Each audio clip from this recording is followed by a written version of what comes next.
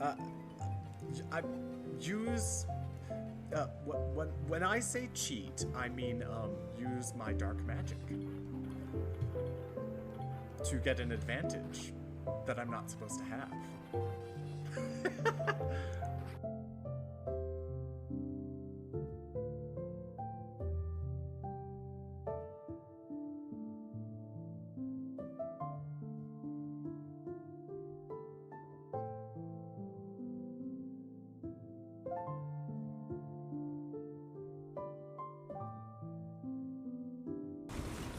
This is gonna be easy peasy.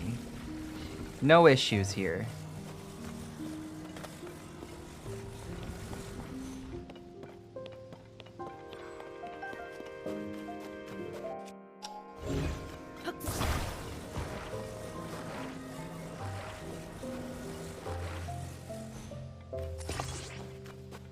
Oh wait, that's not gonna work.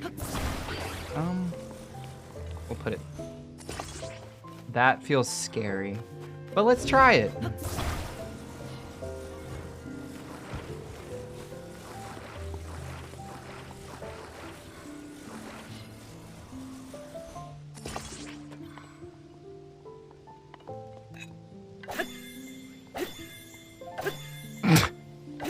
Oh my god, help.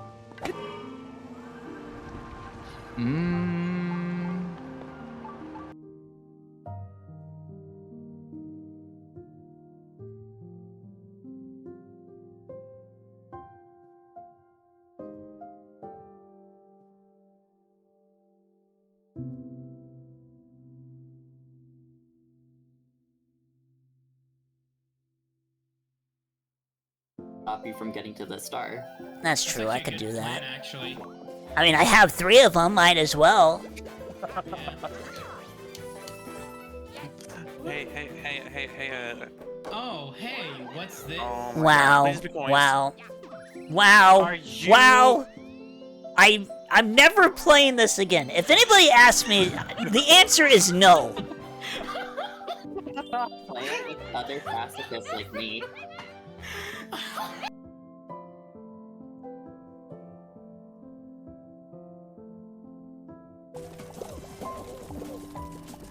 Oh, I see you, Tara! Really effective. No!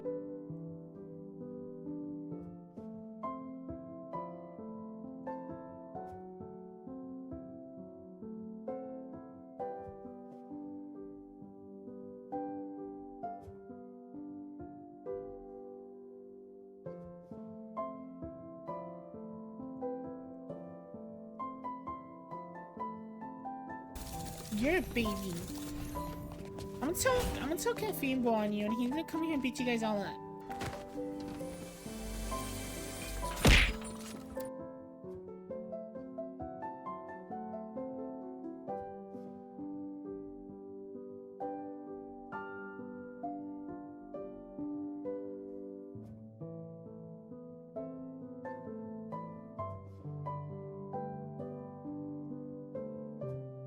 No, I kind of clicked a little too fast. Oh. So, yeah. They started apologizing. What do you My turn!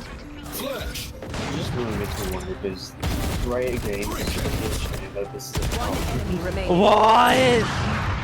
Oh wait, I'm immediately back in.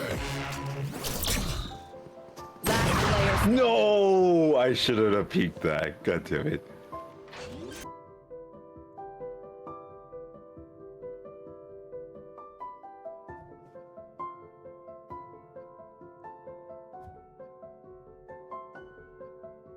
And I could control the steering wheel. Wait, what? Okay. Yeah, like, ow. No! Oh my god! No! I'm spinning! No! How do I fix this? I need to call a town service? Oh what the hell? GTA man, help me! Hit me! Hit me so I get back to normal. Oh, I'm stuck here waiting for the towing service. Imagine.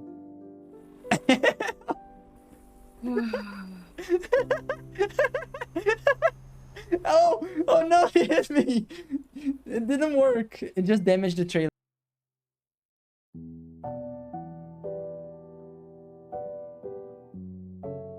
You need to give it up. Had about enough. It's not hard to see the boy is mine. I'm sorry. Oh, I'm sorry. I'm sorry.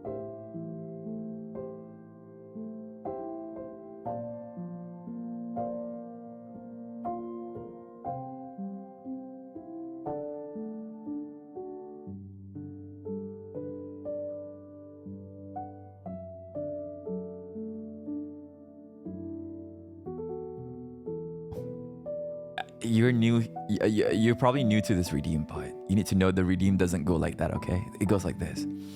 Well, I guess you deserve a praise from me. And I want you to know that you've been a good boy. Who's a good boy? Who's a good boy? That's right. You, Clinton. You have been a good boy. You've been a good boy. Yes, sir. You're a good boy. You're a good boy. Who's a good boy?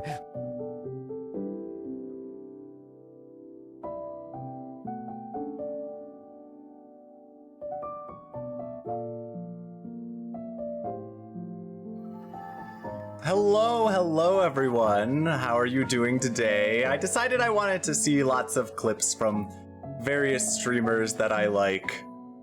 Although I didn't get through everyone.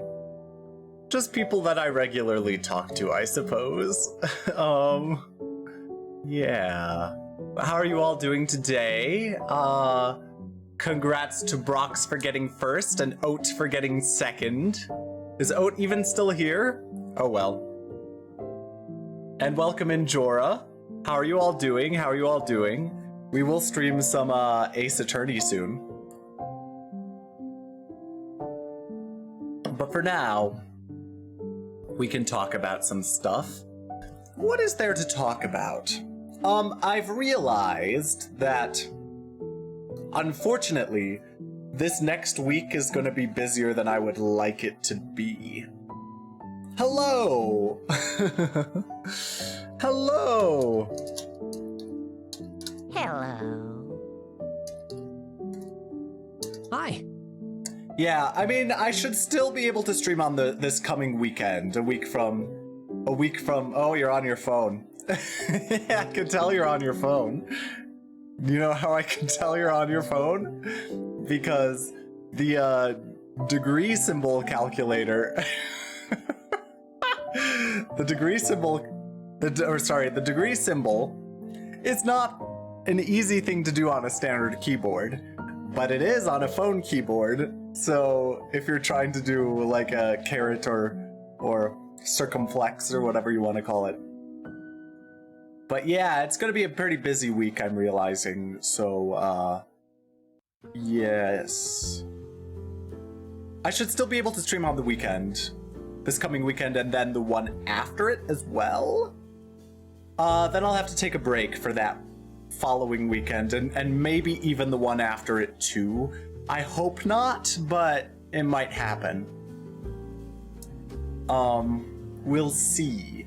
I'm trying to prepare for busy season as best as I can, but we'll see, we'll see, we'll see. So how's everyone doing today? Brox, how are you? Oat, how are you? Jorah, how are you? If any of you are still active. Hopefully no longer break in the middle of case 5.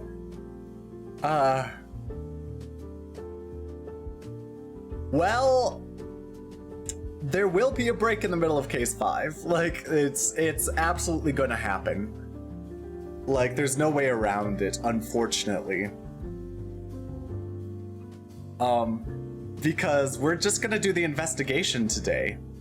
I'm glad you're good, and I hope Chi-Chi's having a good time. We're gonna do the investigation today, and next week we're gonna do the second day of trial. And then I have to not be streaming the week after that. So, whoops. Whoops. But that's how it is. Rufus, let me give you a shout out now that you're actually here. I gave you a shout out earlier. because I wanted to see clips of people, but let's give you one now that you're here. I enjoy myself. There hasn't been a day where The I clip did manager not loves enjoy this clip. myself in a long time.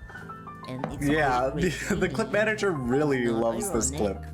Snoring. Earlier it was a different clip. Playing this up for the camera. Being me is absolutely quite great. You get great looks. You get a great house. you get Who a clipped great this? Who clipped this, self-esteem, Rufus? You get a great taste. You get a great. Has a you different get meaning something now. Unique. Like, and you get your brain I is smart see. too. You have like no hardships being Rufus. I see. But how are you doing today, Rufus? They do the clip that it played earlier when I was just shouting people out for fun while waiting to warp out. The clip it played earlier was you rear-ending another truck in the truck simulator. Because my clippers have only historically clipped bullshit and I have to remove them. Yeah, sometimes people clip things that aren't very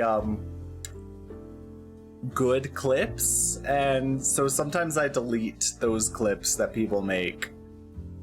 I think that I tend to make pretty good clips, but I guess that's in the eye of the streamer, right? Although that also means that I rarely clip. I guess sometimes I clip things to show other people, sometimes, but a lot of the time I'm just clipping to I think they'd make good clips. But anyway, how are you doing today, and what else can I talk about? Oh, I used the Stairmaster for the first time on Friday instead of running on a treadmill. So you're doing good. I'm glad to hear that, Rufus. So on Fridays I do leg day, right? Fridays are leg day. And I was just like, you know what? Climbing stairs seems like a good leg workout. Stairmaster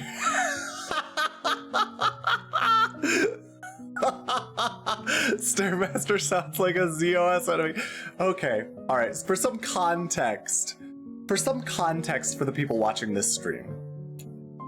Years and years and years ago, I made a Zelda parody game, Legend of Zelda parody game on RPG Maker. And it was called Zelda or Sumat.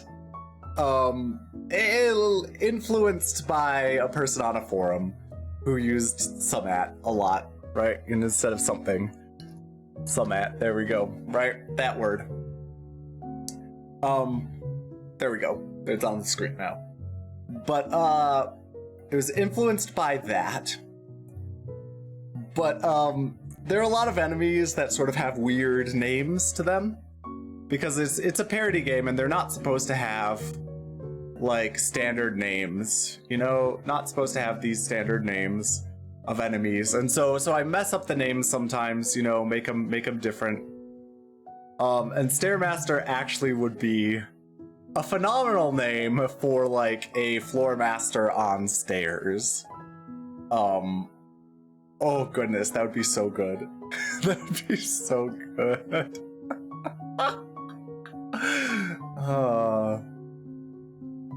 Oh my goodness. But he can only move on. That's correct. And I know a place where I could do that, because there are some stairs. There are some staircases that people have to go through in GE. So there's this long ongoing... There's a project that I've been trying to work on for many, many, many years, and that's a gold edition for Zelda or Sumat. I should work on it a lot. So Rufus's gym doesn't have a Stairmaster. Anyway, back to exercise. I have been running on treadmills Monday through Thursday after I finish lifting. Because I guess I'm on a cut now. And so I'm not lifting as much, or I'm not like pushing myself. I guess sometimes I am lifting as much as I had been in the past, but I'm not pushing myself to get past that. I don't really have the energy. And so what I am doing though is I'm doing a lot of cardio and trying to eat healthier. Because I had been picking up some snacks here and there and some junk food here and there. And now I'm just like, nope, no more. It is all gone. And so I'm sort of on a cut right now. But on Friday, which is leg day, I was like, maybe I should do the Stairmaster. And let me tell you, it is brutal. It is brutal. I have not been as drenched in sweat in years as I was when I finished doing that Stairmaster. I did it for 45 minutes, 40 minutes for a workout, 5-minute cooldown. I got approximately 2,600 stairs steps in. Apparently that's about how many stair steps I got in the 45 minutes, but I was soaked in sweat, and I was just like, wow, this is intense. And I mean, you're not supposed to trust the machine when it says that you've, burned a certain number of calories, right? You're not supposed to trust it. But it said about the same number of calories as when I was running, like at, oh good, let me, I was doing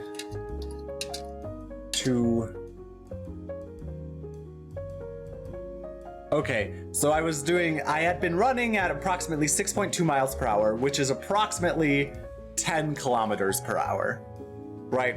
So I wanted to do that conversion before I said it. That's how fast I had been running on the treadmill for, again, roughly a 45-minute workout, 40-minute workout, 5-minute cooldown. But the Stairmaster, doing like about 2,600 steps, or stair steps, I guess, in that same amount of time, burned about the same number of calories. And I was just like, huh.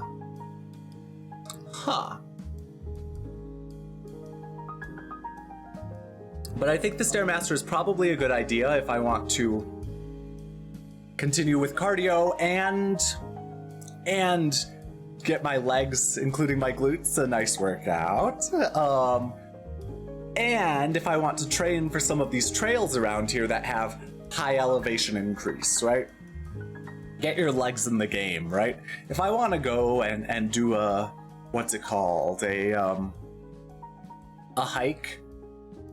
If I want to go and do a hike where the elevation increase is quite intense, then I should be able to take big steps upward, right? My legs should be prepared for big steps. Big steps. So that's something. The Stairmaster is no walk in the park. It's quite challenging. And at first, you need a treadmill that hides the timer. I mean, I always stare at the timer. Is that what you do too? Like, I'm always glancing down at the timer. But I guess one thing that I do is that every 5 minutes, I take a gulp of water from my water bottle. And so that also incentivizes me to look at the timer. And I don't know how to fix that. But yeah, I agree. I'm always constantly looking at the timer, or even watching the timer. I'm like, seconds go down, or whatever, or up, depending on which one you're looking at. If it's time elapsed versus time remaining, whatever. I understand. And what's awful for me is that there's this treadmill that has these, or there's a bunch of treadmills at the gym I work at that have these windows out into the nature, right? I can see outside into nature and see these beautiful mountain vistas, right? Just in front of me. And yet I'm still constantly looking down at the timer instead of the mountains. I don't know how to fix that, so I'm sorry, Rufus. I don't have any suggestions either. I'm always messing it up. There's a TV, but it doesn't do anything. There's also a TV in my treadmill. I would like to be able to hook up my phone and watch something from my phone on the TV in the treadmill. However, and this is the big however, it only lets you, if I hook up my phone to the treadmill, because the treadmill isn't modernish, it isn't enough modern of technology, it's It's too ancient of technology, which means it's probably from like 5 years ago. It might be longer than 5 years, but you get what I'm saying. It will only let me play a video from my phone if the video is downloaded to my phone. If it's downloaded to my phone. I can't like open an app on my phone and have it display the app on the treadmill TV. Doesn't work. Doesn't work. I've tried and I'm just like, oh man. Because like I would watch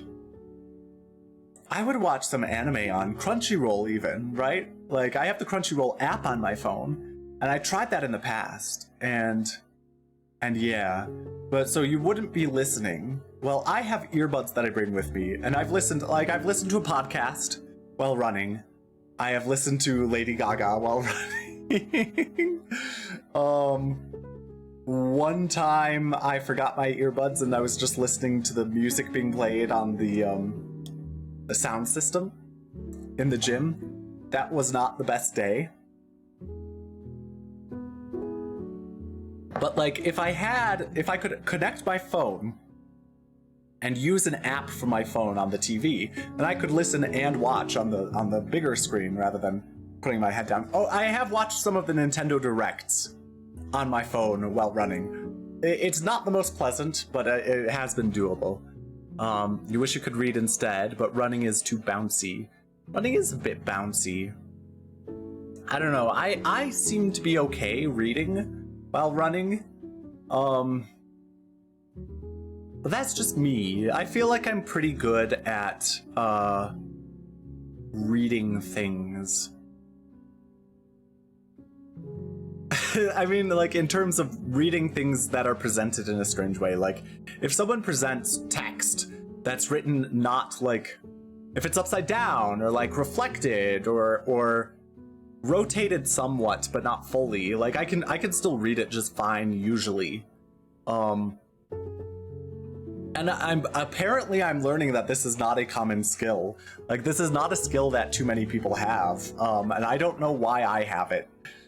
But I can, and so I guess that like bouncing text is also something I probably can read, in the same vein. So I don't know. I don't know. One thing that distracts Rufus from the timer is doing math or something. Oh, what type of math? Oh no, okay. What type of math, Rufus? Like, what kind of math are you doing while you're running on the treadmill? I must know. I must know. Like, is it simple arithmetic? Is it like calculus? Is it geometry? Is it something else? Gaming-related math. What does that mean? Like calculating stats in a game or something? Like if you were to play...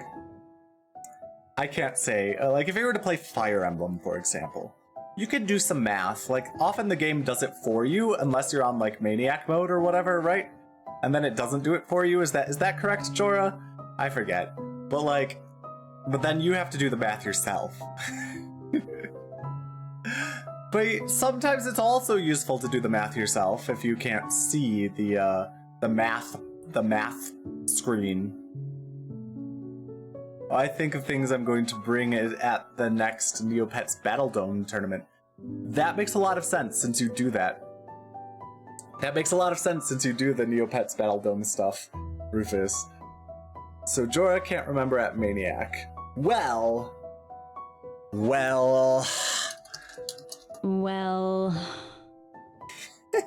I remember Maniac mode doesn't show you enemy movement. Ah, enemy movement. That's something you might have to calculate yourself. So you have to count their steps and terrain. Oh, but you also have to be aware of like how the terrain, the terrain, that's interesting, because you'd have to be aware of how the terrain blocks their movement in certain circumstances, right? Like how certain enemies can't go through mountains, or if they can go through mountains, it seriously slows them down, or on sand, it slows them down unless it doesn't. Like if they're a magic user, it doesn't slow them down. Yes. That sounds very complicated.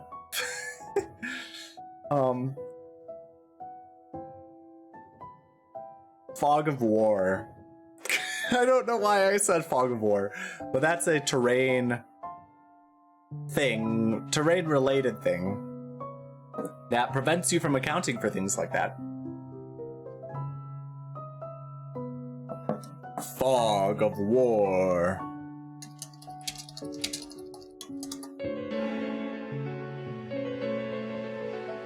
There we go. Fog of War. Fog also looks like... What an iconic FE chapter name. Yes! Chess is bad because there is no Fog of War.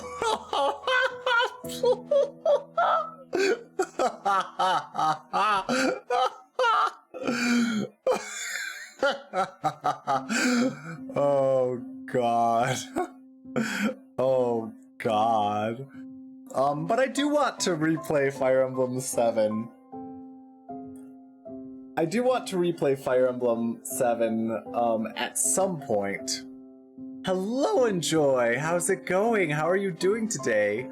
Hello, Luca! How's it going today? Let me give a shout out to Luca. Elon Musk getting ready to make the worst variant of chess ever.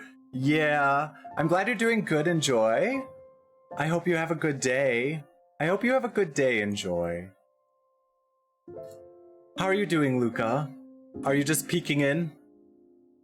You're not gonna stay?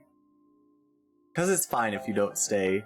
You don't ever need to be here. The Krusty Krab pizza is the pizza for you and me. Krusty Krab. Krusty Krab pizza is the pizza, yeah, for you and me.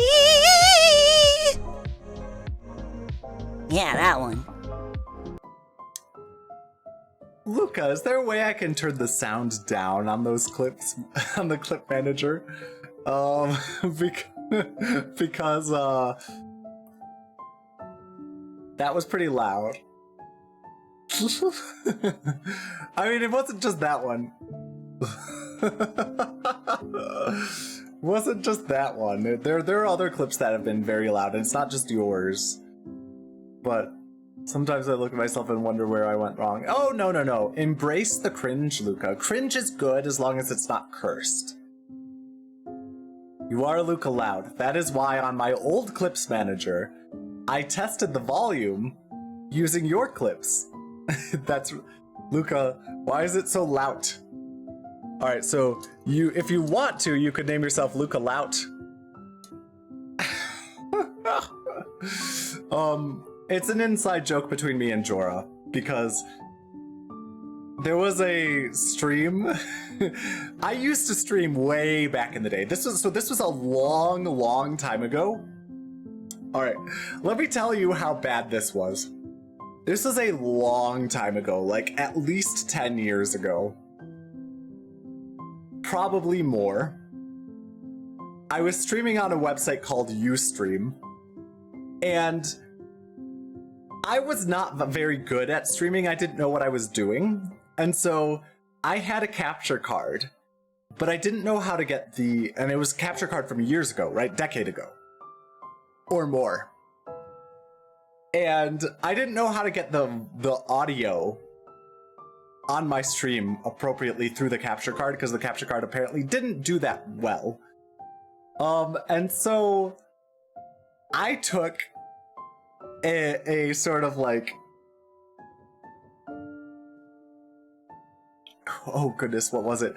I took like a double male audio cable. I took a double male audio cable from my like system, my gaming system, plugged it into the headphones jack on my gaming system, and plugged it into my microphone jack on my computer, and it was insanely loud. Like, the audio from the game was insanely loud. And there was this guy that came into my stream and was just like, he said, "Why is it so loud?" and so loud has become an inside joke between me and Jorah for something that is extremely loud. You know, loud is loud, but lout is louder. Luca Lout. That's exactly right. That's right. That's right. Loud is louder. And quiet is quieter. No, it's quiet. Well, I moved in a weird way and my model freaked out. Quiet is quieter. But yeah, double male in 2009, very based. But after that guy got mad at my stream for being so loud, I tried to put a microphone behind my TV and put that into the audio. Hello, John. How's it going? Or do you prefer John Ton or John? What should I call you? Let me give you a shout out either way. What the freak? Why is this so big? We'll give you a second shout out because that was short. What the freak? Why is this so big? Okay, so we got the same one twice. That's okay. But how are you doing? How are you doing? If anything, 2009 was more gay-friendly than 2025, but not... Well, Luca, I'm not sure. I'm not sure if 2009 was more gay-friendly.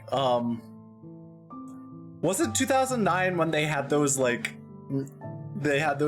infomercials, or not infomercials, but like public service announcements with what's it called, with like Lizzie McGuire and I forget the actress's name, and like Wanda Sykes was just like, when you say that's so gay, that's not okay, or whatever.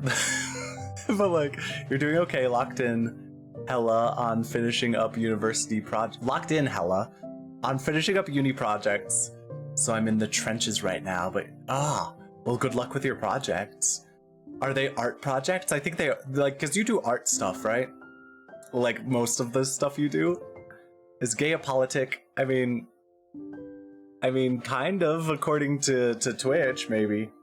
When you say that's so gay, do you realize what you say? Knock it off. Yeah, those. Like, saying that's so gay is like saying that's so 16-year-old boy with a cheesy mustache, you know? You know those ones? 2009, you weren't speaking English. True. That was 2008, close enough. I see. Art projects. Now, would it be wrong to take a shot while working? If you were working for an employer, they might be upset with that. But if you're working for school stuff, maybe not. Because they'll never know, right? Right? I mean, I have known of college students who, you know, will get drunk or will, you know, do various substances that are not legal in the US and then work on stuff. And then tell their professor that they actually did some illegal substances, which I am mind blown that someone would be willing to do that, but it has happened. I have heard of this happening. Yeah. Sorry, Luca, you're not first today, or second. First was Brox and second was Oat. Although you're true first, Luca, like you always say. Yeah, you should be fine at home. I'm drinking some milk tea in case anyone was wondering. If you hear my mug, they will never take that away from you. I have considered removing that command, but I'm not going to. Luca T. Why do you want to make me sing the Luca T song? Thief? What do you mean, thief? You want me to? There's a Luca laugh for you. There. How about a Sir Alex laugh too? There we go. Barfy. But yeah, John, you should be fine to take a shot. What are you taking a shot of? Because I will tell you, I have only ever had vodka. That's the only alcoholic beverage I've ever had is vodka. I think I had a vodka tonic, and then some vodka drink that they put a lot of sugary stuff in. What are you? Enjoy? Why are you shocked, Enjoy? Are you shocked at Luca saying his laugh is cringe because Luca is lying? Is that what you're shocked about? Enjoy? Because Luca's laugh is not cringe. But also, people should embrace cringe. Cringe is good. Cringe is good. Be yourself. I mean, as long as you're not being cursed, right? So that's something different. Like, if we watch if I were to shout out Rufus and we were to get that same clip again, where it's just like, I enjoy myself every day. Like, that's cursed. I will agree with Rufus saying that is a cursed clip. But being cringe is fine. Like, be yourself. Like, that's one of the things that I've been thinking about a lot. And yeah, cringe is in the eye of the beholder. Embrace cringe. Don't punish cringe for existing. Have you done cursed? You have done some cursed things. Like when I said D: and you were like, you can put your D in my colon or whatever it was. That I would say is cursed. But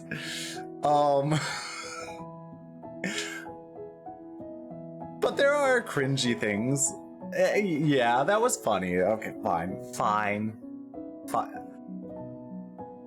Alright, fine. Alright, fine. But what I will say is that a lot of people hide themselves because they don't want others to judge them, right? And so they're not their true authentic selves. And to be fair, there are some situations where saying like be yourself, people can take that too far. Like, one of the things that we're seeing nowadays, I don't know if we're actually seeing it, but there's a lot of discourse around this idea that, you know, there's this sort of mental health thing, right? Where it's just like, no one owes you anything. Or you don't owe anyone anything, right? That's common advice. And this is good advice for some people, because some people feel that they owe someone, like they make a slight connection with someone that are like, I am going to put so much effort into this other person, and you don't need to do that. But other people take it too far, where it becomes, I don't owe people basic respect and dignity. And that's no good. And so like the be yourself thing, if yourself is a horrible person, don't be yourself. Sorry. But like, for both.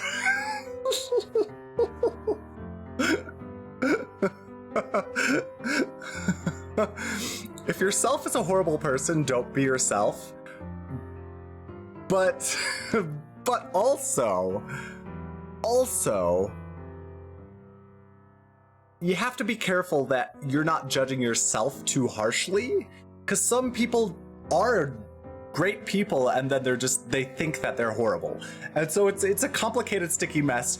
Just whenever you hear life advice, it might not apply to you. Okay? That's one thing to keep in mind. Certain life advice applies to you and certain life advice does not. Persona 4 advice. What is Persona 4 advice? A complicated, sticky mess. Redacted cringe. Oh, Luca. Hello, Juan. How are you doing? I'm doing good. Accepting your true self. Yeah, you should accept your true self, but you should also work on yourself. You should also work on yourself. Oh, John, you're playing Persona 4 right now. What is do we have any Persona 4 clips, Jorah? Although they changed the voice actors, didn't they? Doing great. I'm glad to hear you're doing great. Yes, we have this one. We have Who Goes There. Good. I'm glad you like who you are, Luca. You should. You should like who you are. But I think a lot of people, so back onto the topic of cringe. And we've talked longer than I anticipated we would talk for before getting into the game. Let me say that first of all. But back onto the topic of cringe. I think a lot of cringe, people are just like, a lot of cringe aversion is people being afraid to be their authentic selves, even though it's not a bad thing. Now being a terrible person and like being rude to other people, that is not cringe though, but some people might consider it to be cringe. I don't know. Ugh. Blah, blah. I don't think we have any P4 sounds besides that. That is shocking.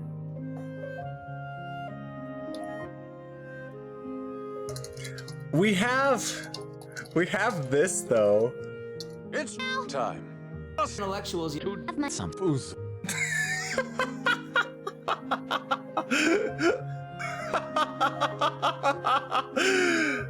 Wait, intellectuals!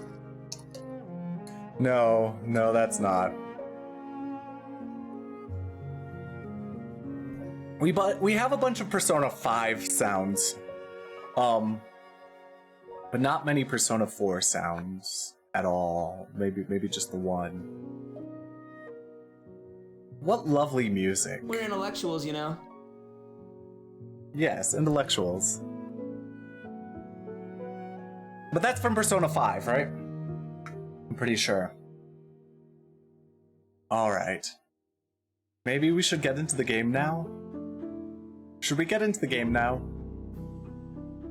Oh, okay. Luca has posted a big message, so let's read that. Oh, we do have some. About cringe, so yesterday you got rated by a streamer with 100 to 200 something viewers. Yes, it was a lot. I shouted them out because I'm your moderator. Didn't know this person, right? And it just felt very weird because they didn't know me. They come to your stream and you've been there and you know what it's like. I do know what it's like. Yeah, they probably weren't expecting the fox tot. But that's okay, because if they don't like you, then they go away. I mean, unless they hate raid. Unless they hate raid. If they hate raid some other time, that is something different. That is something different. But I guess... But then that's why we have like shield mode and stuff like that, right? Shield mode is a great tool for if you get hate rated. And I was a little concerned. I was watching your stream a little bit closer than I normally do, or the chats, after you got raided, because I was just like, oh god. Well, thank you, Juan. Thank you, Juan. You are too. But it didn't seem like it was going badly, because I could see how that could go badly. And this also is on this topic of raiding, right? Who do you raid after you finish your stream? Do you raid people you know, or do you raid people in the same category that you don't know? Because sometimes people do that, right? Sometimes people raid people they don't know who are in the same category that they were just playing. And that could go poorly. That could go really poorly. And so that's typically why I only raid people I know. To some extent. Right? Like, I may not know them very well, but I know something about them. You get very on edge when someone outside of our community raids. Yeah, absolutely. Absolutely. You raid people you know for the most part. except Lucky's friend. You mentioned that. Very rarely do I raid someone I don't know. Remember Lucky's friend. Yeah, so one time, so I'll tell the story for the whole stream. One time, Luca was playing Dokapon Kingdom with Lucapon. Anyway, Dokapon Kingdom with Lucky Tails. And at the end of the stream, Lucky was just like, we should raid my friend. He would love being raided by Luca. And like he's a tiny streamer. He doesn't have very many followers. But like, Luca, you raiding him with like 40 followers or 40 viewers or whatever you had at the time. Like he'd be like so surprised and so ecstatic about that. And so Luca's like, okay, fine, let's raid this guy. Luca raids this guy, and like, for the first 30 seconds after we've raided, like we're all posting our raid messages and then just waiting because everyone's posted their raid messages already. It's like complete silence. Like the streamer doesn't even notice. And then it's just like, oh, hi Luca. Or something like that. Like that's the response, and it's just like,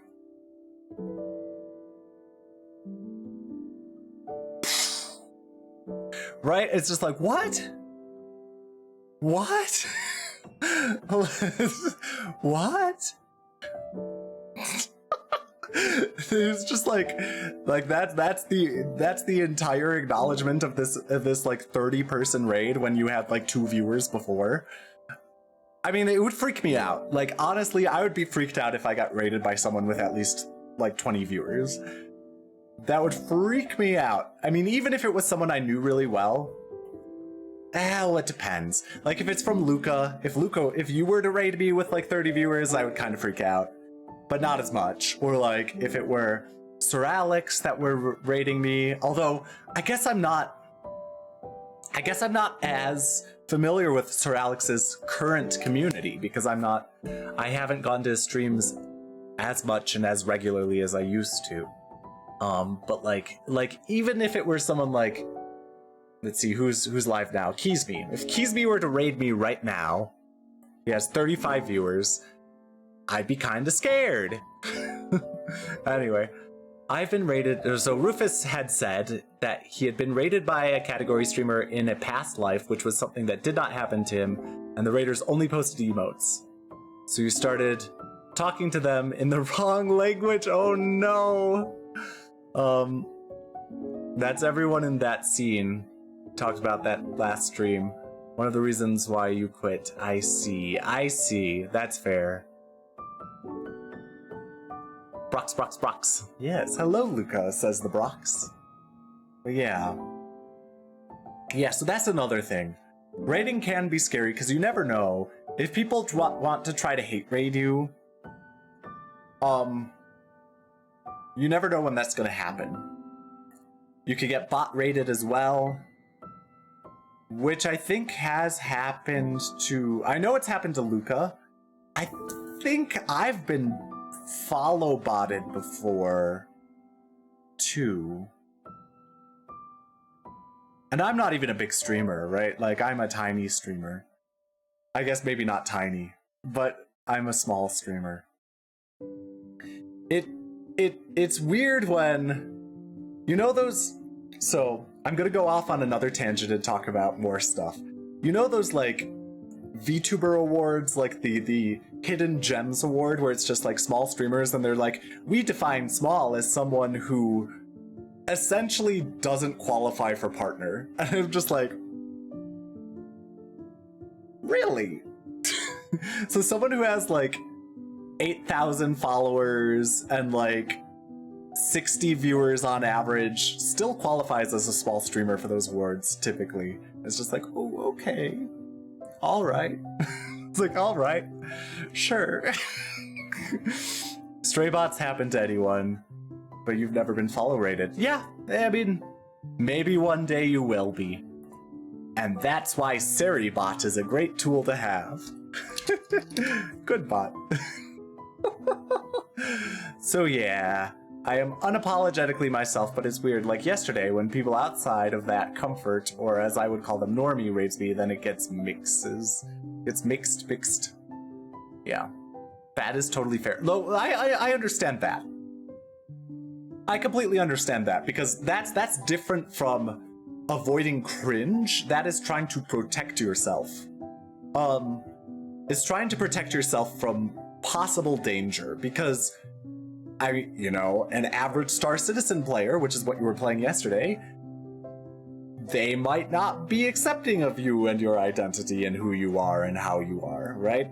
And so sort of protecting yourself from the possible hate you could get is something that you should do. Like, that's something that makes sense anyway.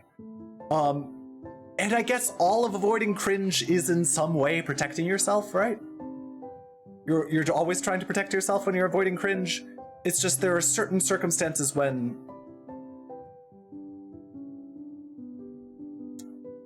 you try to protect yourself when you don't really need to.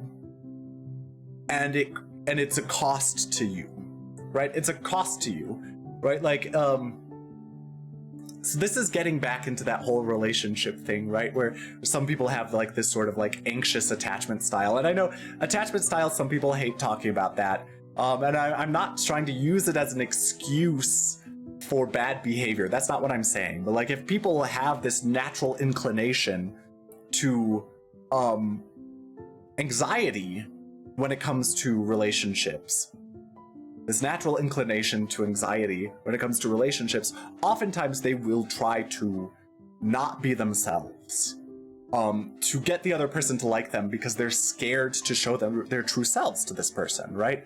And that is very harmful to them. It's very harmful to their own ego and psyche and all that sort of stuff. Yeah.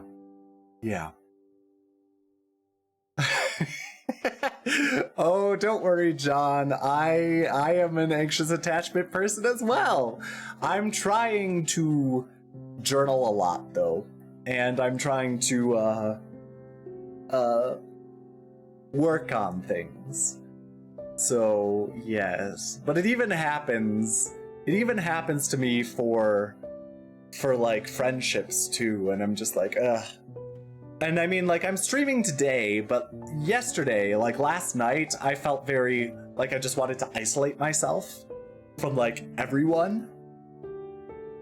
And so I kind of did. Yeah. And I don't know that that's the best thing, but I guess sometimes you need that. I don't know. You'll feel a tight chest after one minuscule. Yes. So, okay. So for you, is it like in your pectoral area or is it just below your pectoral area? Like the chest, like right below, like right at the top of your ribs. Okay, so Luca also said, why pick me, a cringe VTuber boy, instead of Captain Neckbeard Stars? Yeah, I don't know. You'd have to ask the person who rated you. They might not have looked, they might have just been like, oh, this is a streamer I don't know in this category, maybe I can meet new people to play. Yes, so Rufus says. Rufus got rated by a Toontown streamer once, and one of the raiders was like, boy, the fuck does your Shona attack mean? Oh, but they turned out not to be toxic in a major twist. Oh, that is incredible. That is incredible, Rufus.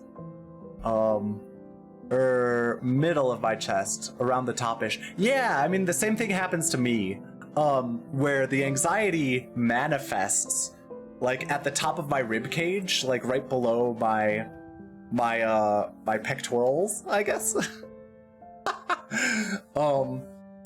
But what I would say is that when I'm starting to get depression from this sort of thing, that manifests in my pecs, I suppose. That sort of area. Oh, I hate saying that. This sounds so weird. I'm sorry. I'm not trying to get people to think about my pecs, if they exist or not, or whatever. I'm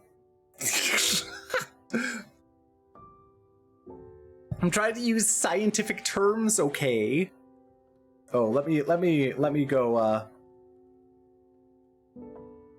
let me cast some magic to change into my science outfit. Whoosh.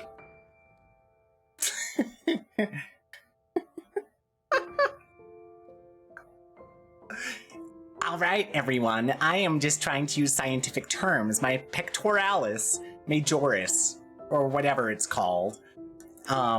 So that's what I'm talking about now.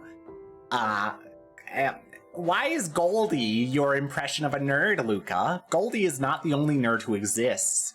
I am quite nerdy myself, you know. But I'm also playing into that stereotype. I'm also playing into that stereotype, you know, the stereotype that all those Saturday morning cartoons used to do about what nerds were like. Goldie sounds typical nerd, though. All right, we'll go back. We'll go back to the typical outfit. I'm not a huge fan of this outfit, but I use it occasionally. There we go. There we go. Pex, yeah, you feel anxiety.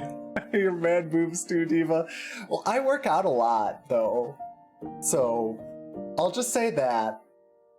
Although when I do burn fat, like when I'm on a cut, my pecs do tend to shrink, so there is some fat in there too. I guess you could call them man boobs.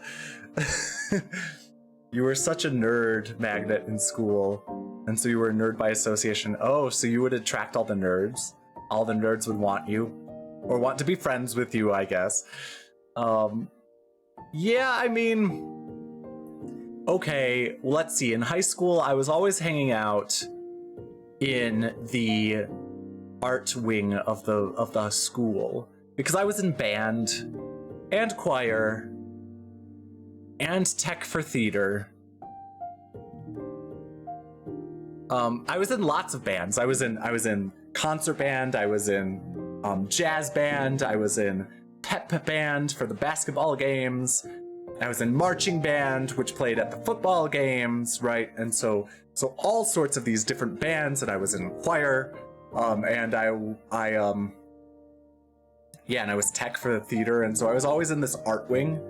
And so I guess a lot of the friends I had were in those same sorts of things, the more artistically minded people, despite the fact that I was also successful, and I also had some extracurriculars in some of these scientifically minded things, like I was in math club, or math team. It was math competitions, right? Local math competitions. I was on math team, and I was in Scholastic Bowl. Was there something else? I don't know. I did a lot. In school. And I wonder now if, like,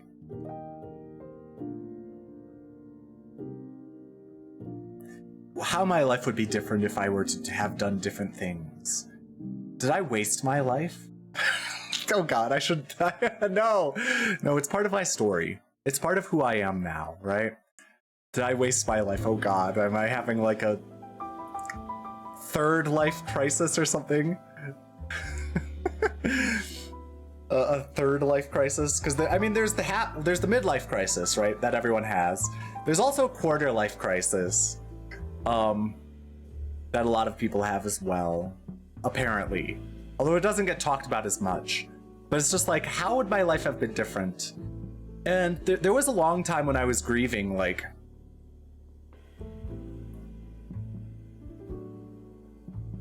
I was grieving sort of the loss of being able to be my authentic self throughout school, right?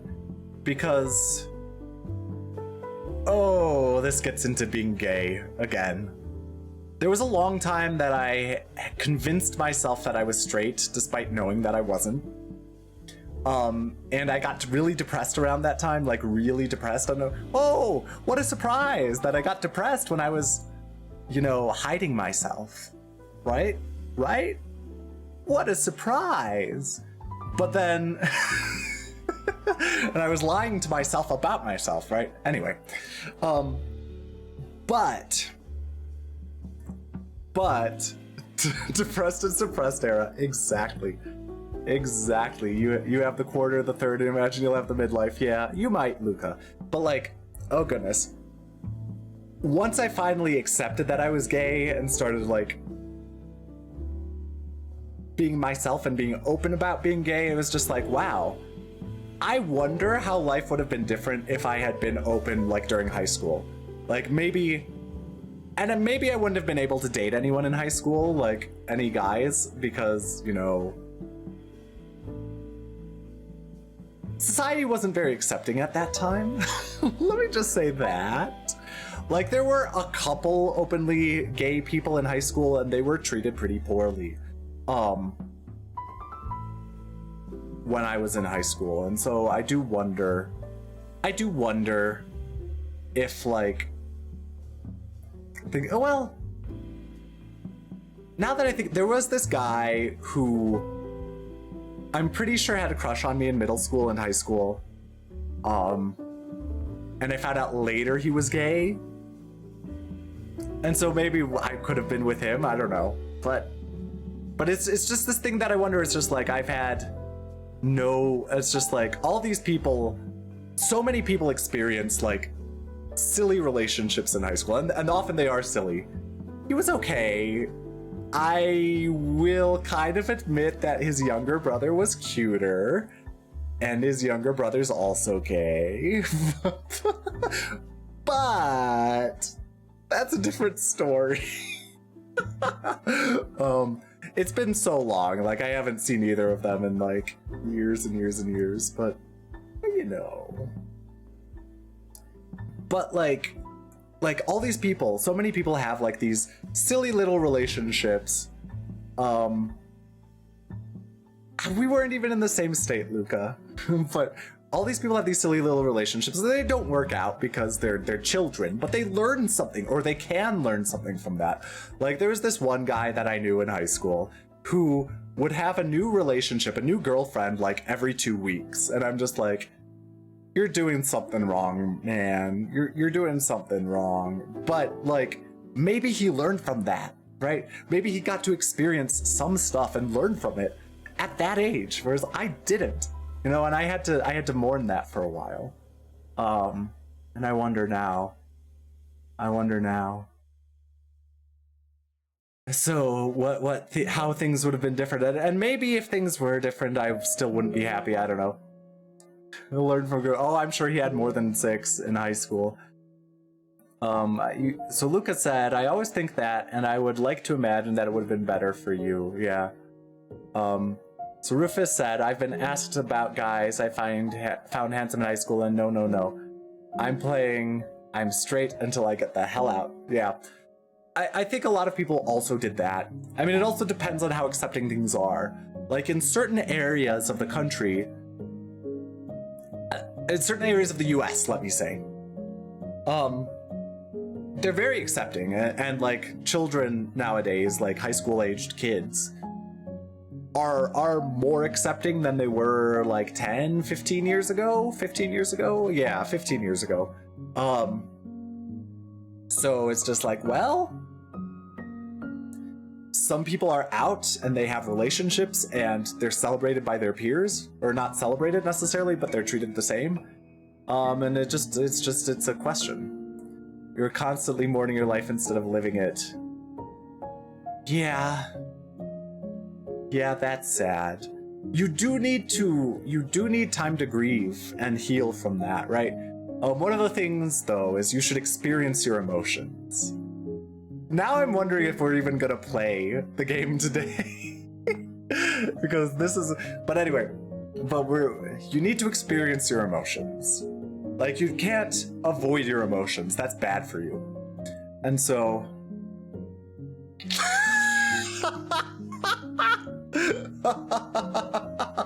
That is incredible, John. That is incredible.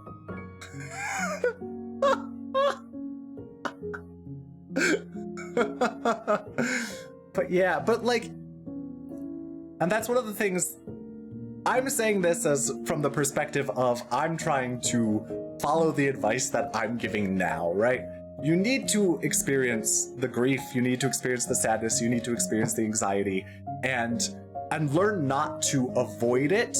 You have to embrace it so that you can move on past it eventually. If you're always avoiding like the anxiety, the sadness, the grief, you're not going to be able to get past it ever. I don't know, I don't know if what I'm saying is actually legitimate, but from what I understand, it seems to be. Yeah. Feeling the anxiety freaking sucks, but it's made you so emotionally intelligent.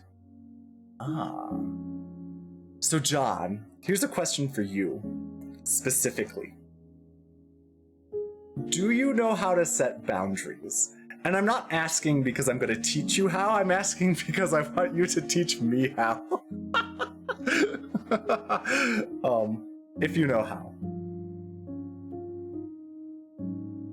I mean, I guess I'm learning more about what my boundaries are because there are things that I'm surprised to learn in certain circumstances that I'm like, this really bothers me. And I'm like, wow, I didn't realize that this little thing, this thing that I'm like, it's so little, like intellectually, I think it's such a little thing, right? It's such a little thing. But I'm sitting here and I'm just like, wow, this bothers me so much. And in the past, I would have just been like, oh, this is so little, I shouldn't be bothered by it. But now I'm just like, I am bothered by it. And I need to figure out a better way to handle being bothered by it than by just saying, it's stupid to be bothered by this, you know? You're still working on it, but you realize setting boundaries for yourself instead of others was a lot easier. Yeah, well, yes. I mean, that's what a boundary should be, right?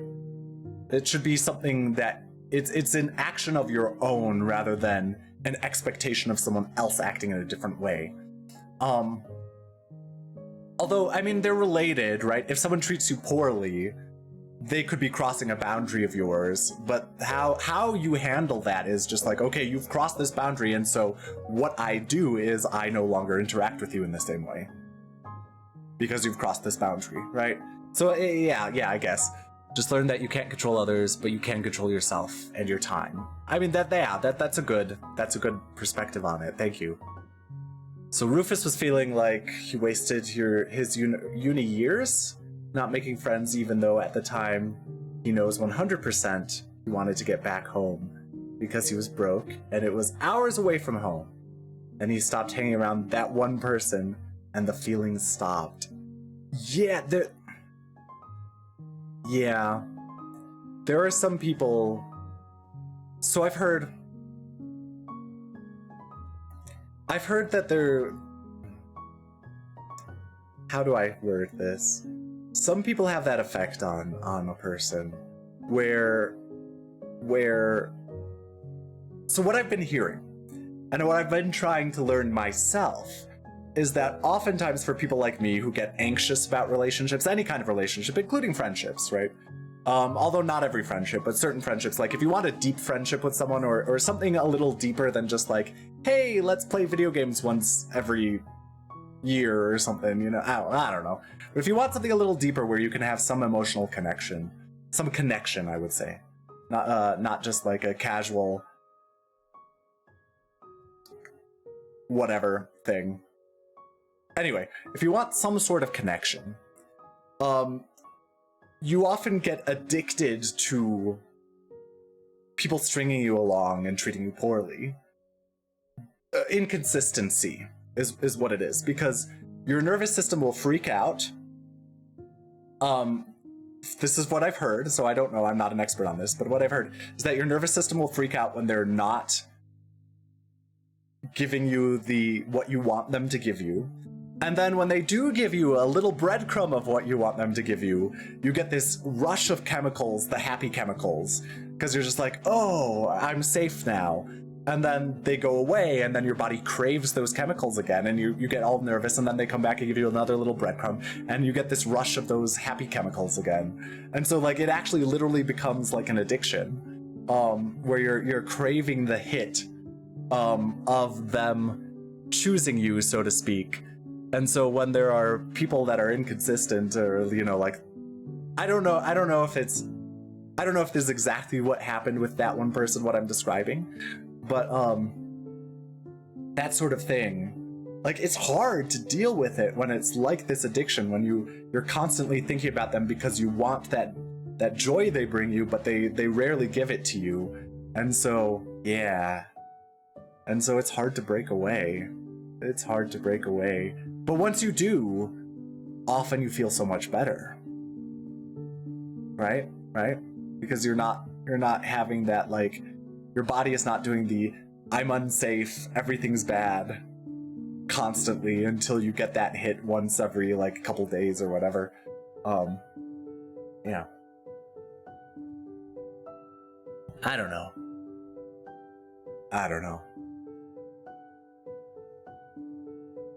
It's your first time happening to you, so you just thought there was a solution. Yeah. See, I'm kind of stupid sometimes. This has happened to me over and over and over again throughout my entire life, and I'm just now starting to recognize the patterns myself. And so I'm just like, oh, yikes. So it seems like Rufus and John may have been ahead of the curve compared to me on starting to learn what one's own issues were and trying to fix it. But yeah, that first time, oh, that's interesting. So Rufus says his friend had more experience with his ex-husband, so he cut that same person way quicker than Rufus did. Ah. Yeah, that makes sense. At least if you learn from it. See, someone like me, I haven't learned from it, like, ever. I'm just now starting to learn from the issues. And it's difficult when you can tell. So, like, I think with your one person, they might not have had good intentions. They may have been genuinely manipulative. Intentionally. But I think for some of the people I've dealt with, it's been unintentional, right? Where some of the ways they've been breadcrumbing me, they actually intend to be friends with me or have a genuine connection with me, but then pull away and don't know why, right? But hello, oh, so how cute is the puppy? How cute is the puppy that you're playing with? Is it very cute? Do you pet the puppy like this? Pet the puppy? Pet the puppy like that? Banana. Sorry, adorable. Sorry, I looked at a message I had gotten earlier and I just said banana. So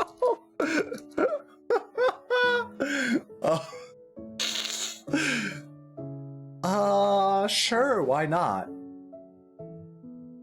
I could look at a photo of the puppy. Wow, I've been talking for a long time, though. Rufus continues. The straw that broke the camel's back, or even worse, the straw that broke the camel in half, is that I was mad at him for discovering a past conversation that was very revealing. I wasn't a part of that. And I saw him trying to manipulate me by sending a selfie and then asking for money the same day.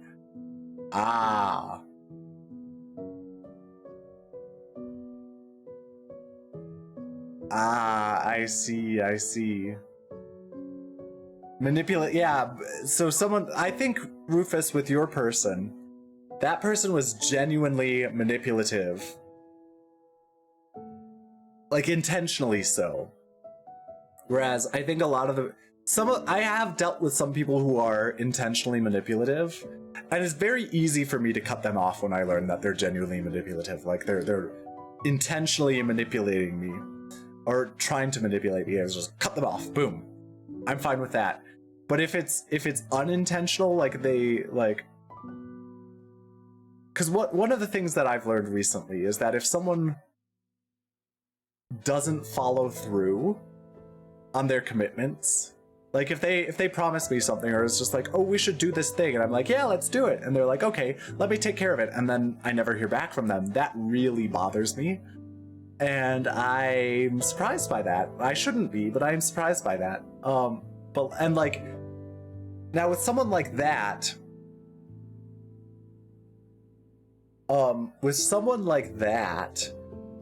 they might actually intend to follow through, just have some personality issue or energy issue or emotional issue that prevents them from following through, right?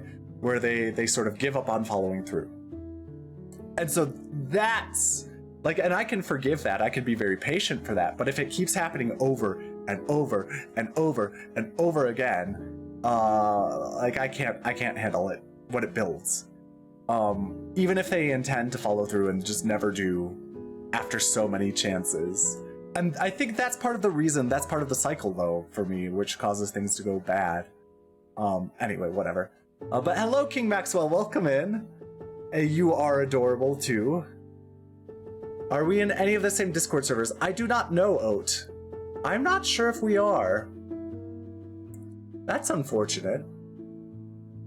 And so Rufus says, didn't I tell you how I think he lies about how poor he is and that I think he commits affirmative action fraud? Yes, I think you have mentioned that. And so that's why I was also sort of mentioning that your situation was a little bit different from mine, because yeah, it sounds like your person was genuinely like intentionally manipulative, liar, terrible person type person that you just don't want anything to do with.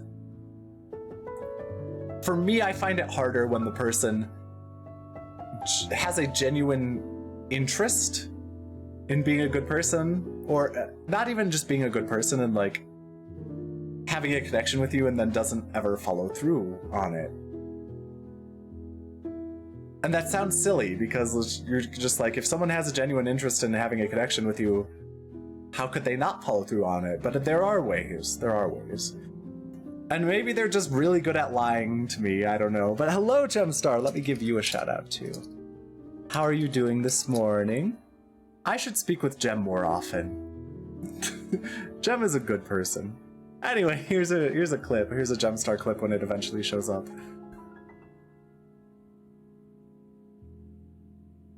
When it eventually shows up. This clip manager is sometimes a little bit slow. Sometimes oh, there we go. You found it? That's wild! I can't believe you found it. There's nothing on it, right? I hope not. Check the suggestions. I don't want to now. Oh, hold on. Oh my god! Wait! Oh god! Oh yeah, it's on my screen. Hold on. Oh my god. Oh yeah, it opened the browser. You don't want to show that on stream, especially if it's especially if someone suggested something or got something for you that's that some of these people get, right? Or suggest. I've seen some of the things on people's thrones. What are you eating for breakfast? And yeah, it is an oldie. It was your old model. Or your old PNG, I guess. The one that you didn't realize was AI, partially AI generated when you got it, and then after you learned a bit more about AI, you noticed the AI symptoms. And we're just like, no, we're replacing this with real art, which I really commend you for doing that, Gem. I mean, it's not your fault that you had partially AI generated art because the person you got it from was not honest with you about that, so it's not it's not your fault. But I really commend you for replacing it with actual art once you figured out that it was partially AI generated. Yeah. So Rufus says, I just had the feeling that he didn't like me. He just liked that he was liked. Yeah, this is true for a lot of people. So Rufus continues, I don't think he wanted me to forgive him. I think it was just that his new group and to split, and he was kind of homeless. I see. Yeah, that's, I mean, I sort of had split. Oh, his new group had split. He was kind of homeless. Yeah, some people, yeah. There are people who like being liked.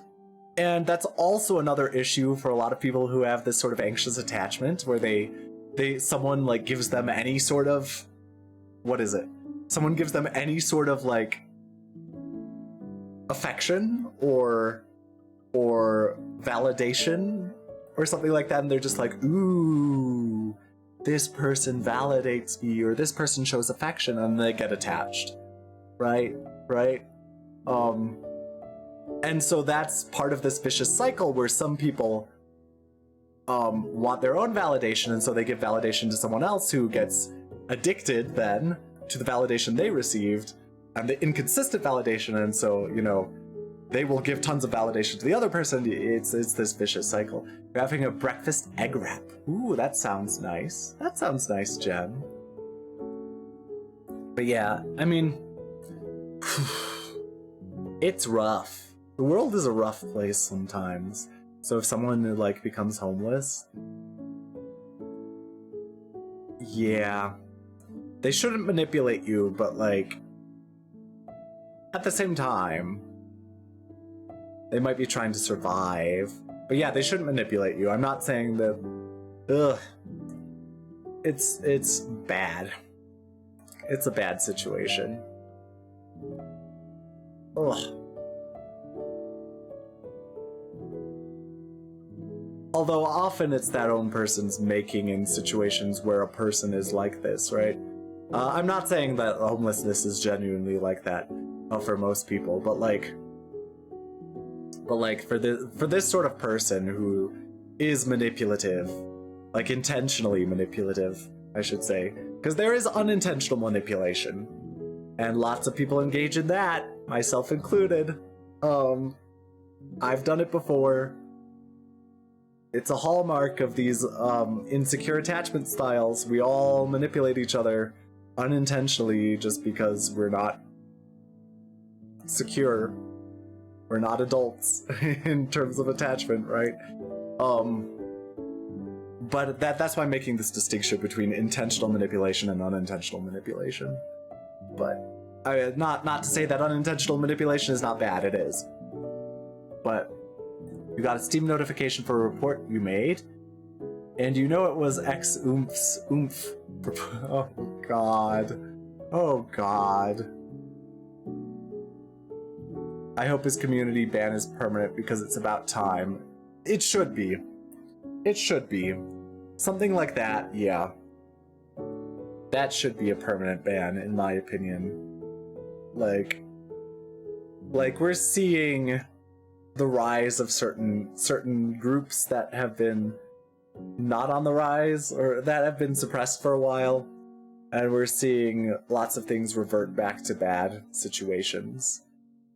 So yes, I am all for suppressing these people that are part of these bad groups again. Make Steam suppress Nazis again. Sorry, maybe I shouldn't have said that. Oh, am I gonna get banned by Twitch for saying that word?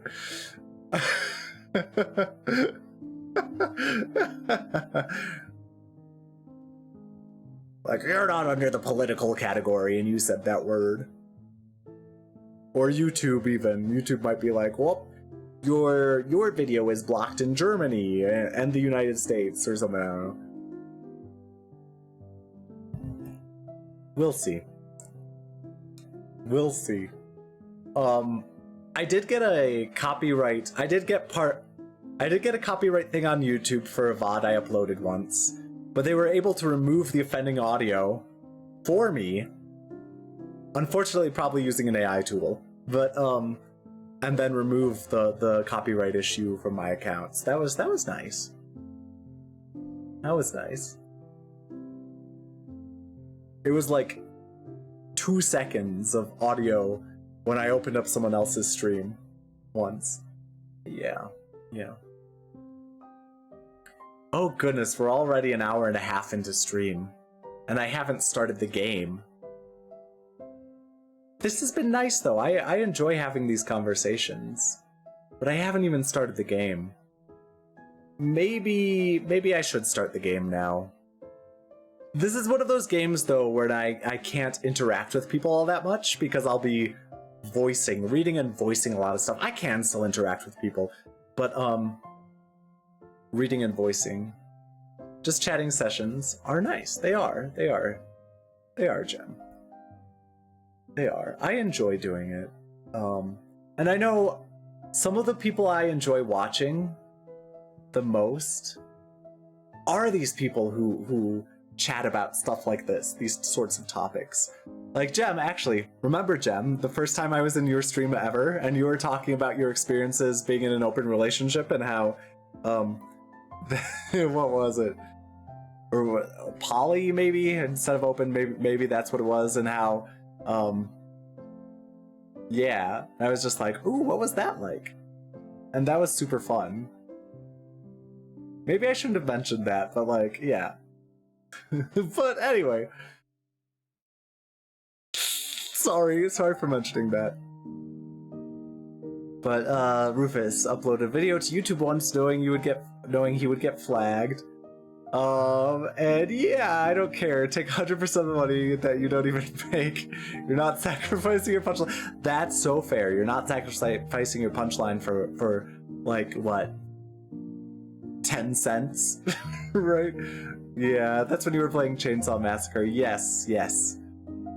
But like that was so. But then like you had to stop playing the game so that you could just chat with the people in your stream about this topic, and it was fascinating. And I loved it. I love hearing about other people's experiences with relationships, or their thoughts on relationships. Any kind of relationship. It could be friendship, it can be romantic, it can be enemies, right? Like, this is why I have an enemy, and this is how I interact with my enemy. I'd be like, oh, this is so interesting. Like, I don't think I've encountered that much, but like, I'd love to hear it. I'm not the type of person who talks about my enemies. I have some. But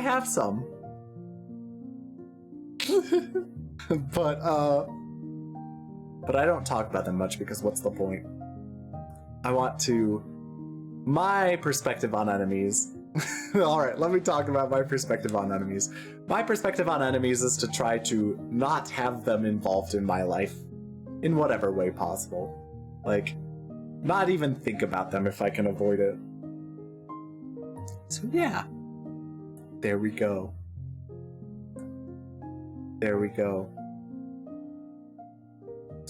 Alright.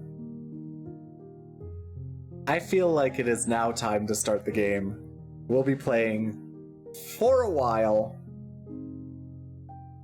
Yeah, don't let them exhaust your happiness, that's true. I think we'll be playing for a long time because the investigation's gonna be quite long. But let's do it. Let's get into Ace Attorney. Let's warp over to the game. We're finishing this tonight. That's right. Alright, let me, let's switch to this game. Where's this? Oh yeah, I turned the sound off. There we go.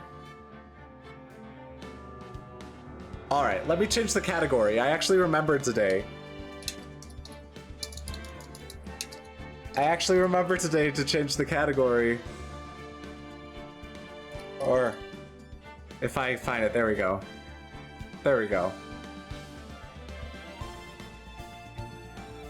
I think, so Rufus says, I think a reason I keep to myself is because I made too many enemies and too many followers at merely 10 years of age. You really ran your corner of the internet then. That is fair. Alright, let's get into the game. Rise from the Ashes, Day 2 investigation. Alright. February 23rd, 2:15 p.m., Wright and Company law offices. Mr. Wright, so... what's going on with the case anyway? I'm a little confused. Huh? Well, let's see. What is going on? The victim, Detective Bruce Goodman, was stabbed to death after 5 p.m. on the 21st. He died in the prosecutor's parking lot. And the police department's evidence room. What's this and the evidence room part? The prosecutor's office and the police department are 30 minutes apart by car. Well, that's what we're going to find out. Or try to, at least. All right, let's do it. Glad she's in good spirits, but I'm not sure she's going to be much help with this. Don't be so sure, Mr. Wright. Why is Emma always reading our minds? Why is she always reading our minds? Huh? Look, we're in this together, right? I'll prove that these thick-rimmed glasses of mine aren't just for show. Let's go. Science awaits us. Oh, I don't even get a choice. I have to go to the prosecutor's parking lot. February 23rd, prosecutor's office, underground parking lot. You know, I really don't think we should worry about the police department murder. There wasn't even a body found there. Who cares? Yeah, it was only our victim who was killed in their evidence room. No biggie. Besides, my sister would never do such a thing. I know it. That oil drum, was it empty? The oil drum kicked over by the chief prosecutor was brimming with water. Oh, I have to remember my voices for all these characters. My sister erasing evidence at the crime scene? Never. Even though she says they really don't get along, Emma really likes her sister. That's not it at all. It's just, we're both professionals at what we do, and I trust her. Big words for a high school student. Well, whether there was blood on the floor or not, the water in that oil drum washed it all away. Hehehe.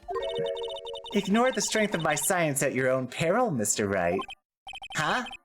What's that grin for? This situation calls for one thing, and that is luminol testing fluid. Luminol? Blood is sticky stuff, you know. You can't just wash it away with a little water. Even if you can't see it, it's still there. But wouldn't the police have already done those tests? It is smelly, yeah. Blood smells, according to these games. Never trust anyone's eyes but your own, Mr. Wright. Just give it a try. Me? Why do I have to do it? I'm a minor, I can't even drink yet. We're testing bloodstains with this stuff, not drinking it. Here, look, I'll lend you these glasses. Huh? You had an extra pair of those things? You've got to ask me a question. To test for a blood reaction, just spray the luminol on it. Like this, see? Press the A button to Oh. Hello, Not Malk. Welcome in, thanks for the follow. Press the A button to spray it on. Okay, let's find us some bloodstains.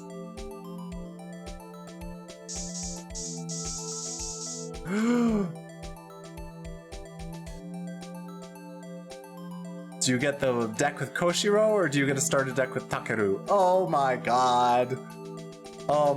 Those are my two favorite characters from Digimon Adventure. So,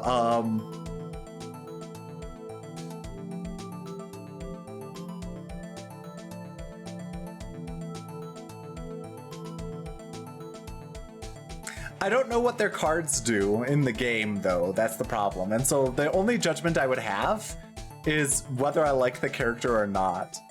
Well, thank you. Yeah, we're gonna investigate this case as best as we can. I can see her eyes shining behind those glasses. So is this a bloodstain?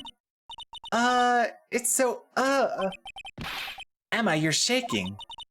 It's just, this is my first time seeing real blood. Scientific investigation in action. Okay, well, we definitely know that this is a bloodstain. But doesn't something strike you as odd, scientifically speaking, of course? What's odd about this, scientifically?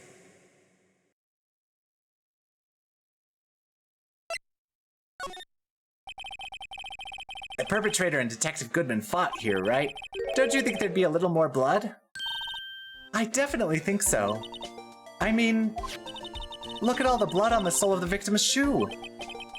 It is pretty strange. If they fought here, there'd have to have been more blood than this. Hey, Mr. Wright. I'm gonna mark the floor plans when we find a bloodstain, okay? See, I'm pretty handy to have around, right? Yeah. This stuff's pretty handy, too. I saved my allowance to buy that. Luminol testing fluid received from one very proud-looking Emma Sky. Solution used for scientific investigation. Finds blood traces. Spray to use. We can't be sure that the police will reveal all their evidence in court. Sometimes they fail to mention evidence that doesn't fit with their view of the case. and let's drag that hidden evidence out into the light of day. Yeah. It feels like we're really investigating a crime now, doesn't it? Guess I should give this a spray on anything suspicious. Although, what I will say is that in the US, I know that Phoenix Wright or Ace Attorney games are in a fictional version of the US, at least in the US, localization, a fictional version of the US where Japanese culture was very prominent or something, blah, blah, blah, blah. So the law's different.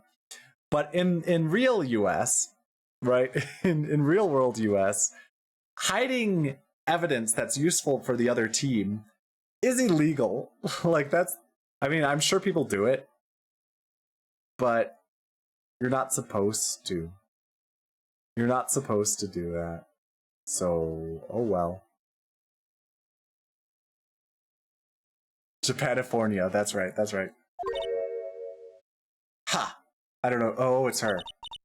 I wonder how that flute of yours would react to a nice deli box. Miss Star, you only trust your eyes, hmm? Not bad, you two.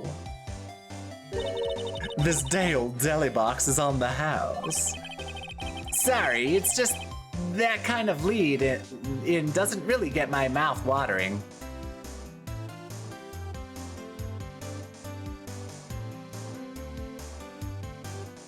Takeru's deck looks gayer. I don't think I can use any of these cards. In case I want a Takuya deck, because, you know, I like Takuya. But do you think Koshiro's deck would be more vibey with Takuya?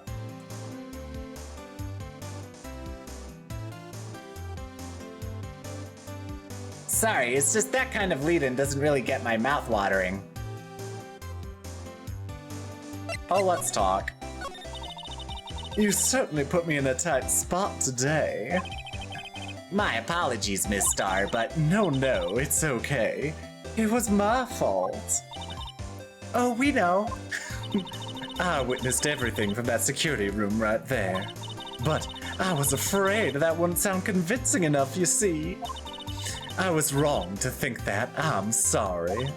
Sorry? You lied on the witness stand. That's unforgivable. And as someone said earlier in this case, that is the worst crime there is. Even murder's not as bad as lying on the witness stand.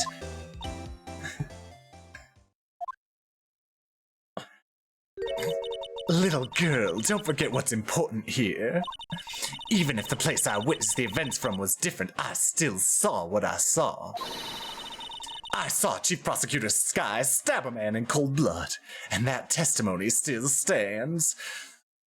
Digimon TCG card has some colors which reflect the playstyle, and Takuya is red all of the time.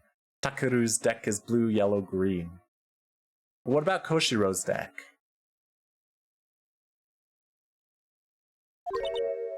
Ah. I swear it on my honor as a detective, she stabbed Goodman. I know this photograph has something important to tell us, but what?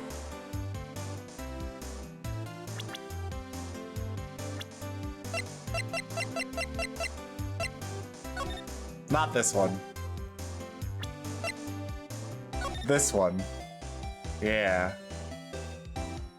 Yellow, red, yellow, green, black, and purple. If you really want to play Takuya's deck eventually, maybe Koshiro's is the better choice then.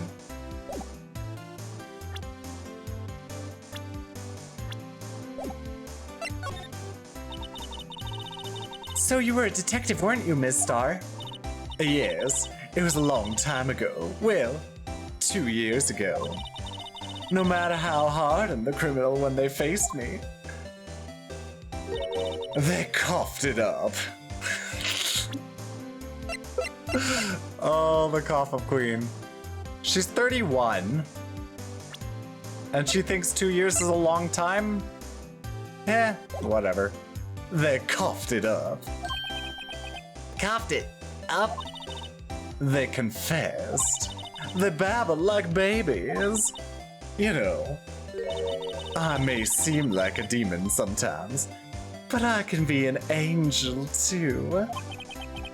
I wouldn't doubt it. Every day I dragged the dirt out of the mouths of suspect after suspect. And before long, they called me the Cough-Up Queen, everyone's favorite phrase from the stream. Oh, and here I thought someone had gotten food poisoning from your lunches. And you were let go, or fired? I felt that I had found my dream job when I became an investigator. And if these prim and proper prosecutors hadn't let me go, I'd still be one today. It's all because of that case. The SL9 incident. SL9? Wait, she doesn't mean... Ugh. Gotta present some evidence.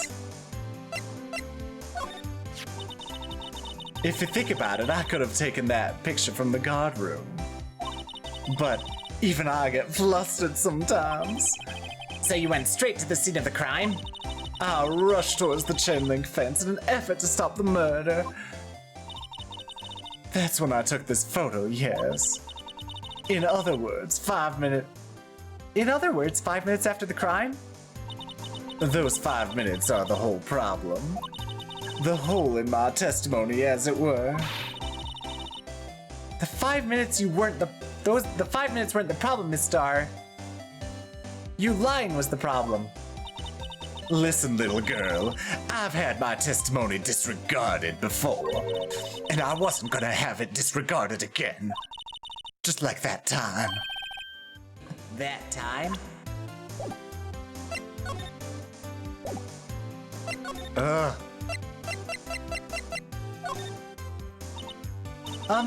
What do you think about this? The SL9 incident. It's written on that knife. And on that note. Goodman.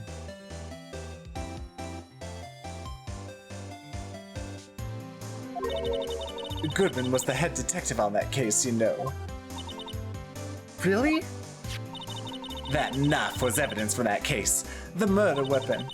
It was due for transferal the very day that Goodman was killed. As I suspected, SL9 isn't over yet, not yet. Do you think you could tell us more about the SL9 incident? Finally. Anyway, card shop owner, or card shop oomph told me to start with a tamer or a Digimon I like, but I don't think a Gomamon deck is a possibility. That is a shame. Gomamon is a great Digimon. Fantastic Digimon. But I like both Takeru and Koshiro. I would probably lean towards Takeru. But that's my personality, and I'm not thinking about like what you want to do in the future, so yeah. That incident really opened up my eyes to the truth. We're nothing to them. Disposable. Disposable to who? 2 years ago. It was the biggest case I've ever handled.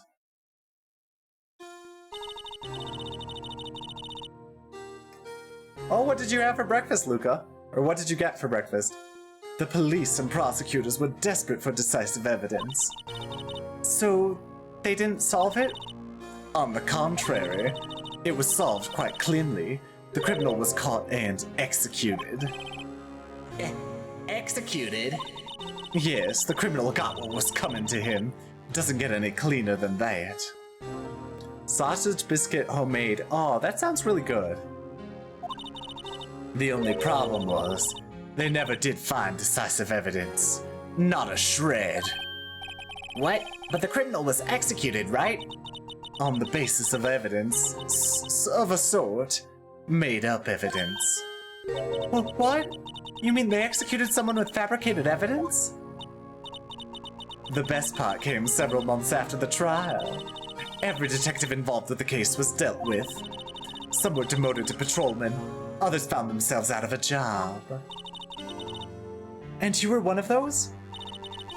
Myself, and one other person you know well.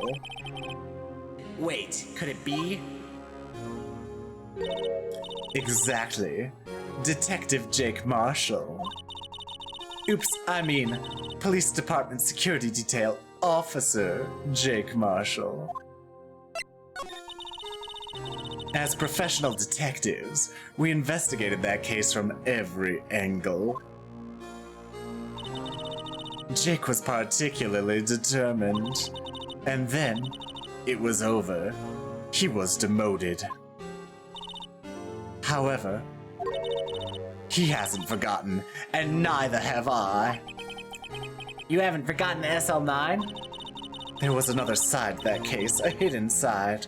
That's what we're after now. And no one up in their fancy offices can stop us. Wait! Those lunches you sell? There is only one reason I come to sell lunches in this accursed office. I come here to meet my old friends. Boyfriends that can help me investigate. Miss Star's old boyfriends. How many does she have anyway? Just when all the detectives on SL9 have disappeared, we find new evidence. There has to be a connection. So, Rookie. What? It seems like you're serious about investigating this case. Yes. Then you should take this. Salisbury steak lunch? I know a certain guy who might help you if you tempt him with this treat. Steak lunch received from Miss Star. Excellent for putting Officer Marshall in a good mood. Okay. Miss Star? Officer Marshall, is he your, are you his... Are you going out? Why do you want to know? I was just wondering what happened to him. A long time ago when he was helping my sister do cases, he was so nice. He got along so well with my sister, it made me jealous. And he was nice to me too back then. This would be when Officer Marshall was a detective. But now he's so cold. Jake and I are merely cooperating on this investigation. We're putting the past to rest, as it were. Nothing more than that. I see. Thank you. Officer Jake Marshall.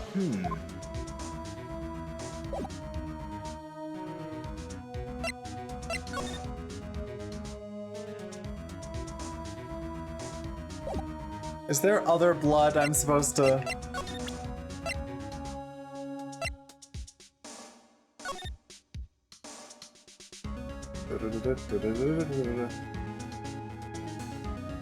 Oh, a man was arrested in a Pokemon card sting operation with over $10,000 in counterfeit money he was using to buy cards.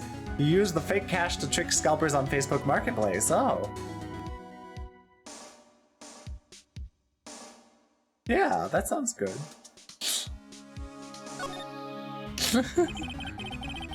Someone used a marker to write their name on this. Emma Sky.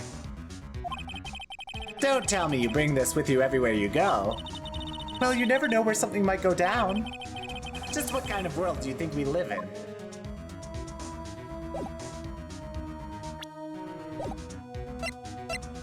Alright, I guess it's time to move. Let's go to the detention center. Why not? We should always go to the detention center. February 23rd, detention center, visitors room. Looks like Miss Sky is in questioning. I hope the detectives aren't yelling at her. How did you kill him in two places at the same time? Can you imagine? How's she supposed to answer? Excuse me. How's she supposed to answer that? Wait a second. Didn't Mr. Gant say they'd arrested a suspect in the police department murder? Let's come back later.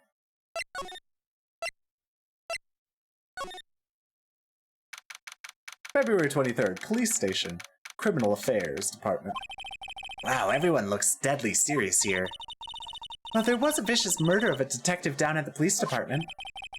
Yes, but the same detective was also killed at the same time in the prosecutor's lot. Ugh, it makes my head hurt. Well, first things first, let's go check out the police department crime scene. Yes, you sound dead set on investigating. But don't mess up or we could wind up dead. I doubt anyone wants any more dead mysteries or dead bodies around here right now. But it doesn't look like anyone's gonna help us much either.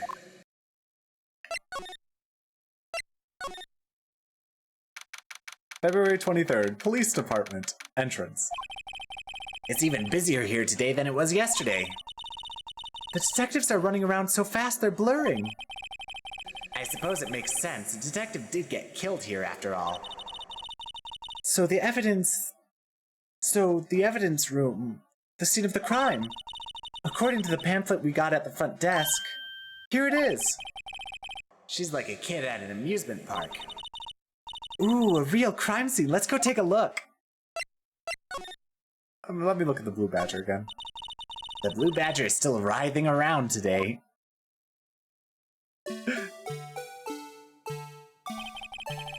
Let's give him the benefit of the doubt and say he's dancing. Speaking of dancing, the whole police department has been dancing around like crazy since yesterday. Can I take out his batteries? No! The Blue Badger is so great. I just can't help but feel he's going to do something naughty.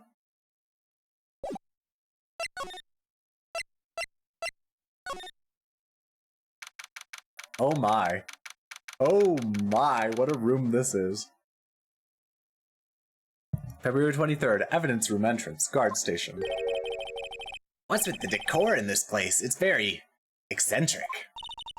According to the pamphlet, this is the guard station for the evidence room.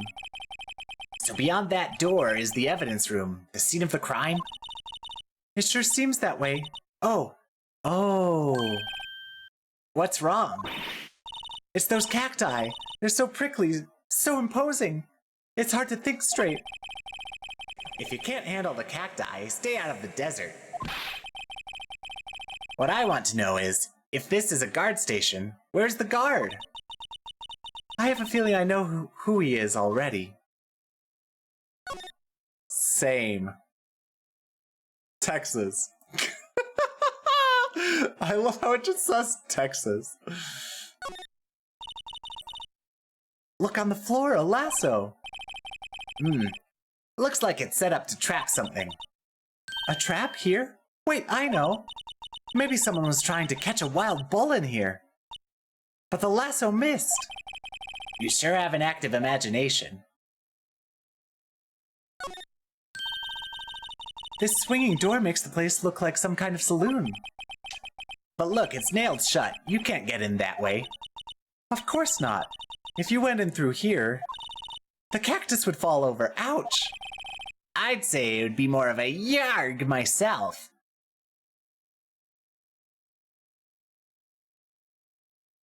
Not gonna talk about the alcohol right on the police desk? There's just like alcohol right on the desk, because he would get fired for that. It looks like there's a video feed from the evidence room here. There's a light blinking below the monitor. It says recording. I bet we could use this computer to check on who went in and out of there. How interesting. Yipes, those sure are prickly. They must be the real deal. I would think just one big one would be sufficient. These cacti are a lot like my sister, actually. How so? Encased in a cold, rigid shell, with spines pointing in every direction. Just like her. I'm not so sure I see the resemblance. It's more an attitude thing than a physical similarity. That was deep, Emma. That was deep. There's a security guard uniform hanging here. It looks more like a costume than a uniform, honestly. A leather jacket, leather pants, a leather... what was that called again? A punchy, a paunchy, a pinchy? I know, a poochie. Wait, maybe that wasn't it. It's a poncho, but I think I'll keep that information to myself for the time being.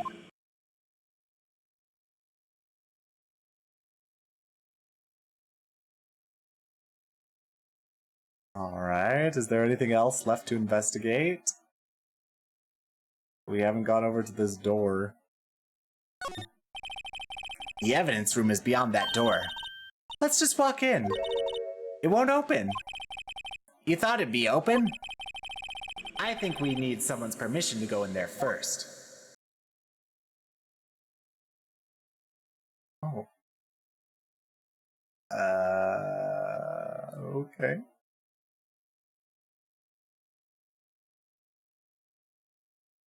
Alrighty then. I think I've investigated everything. Huh.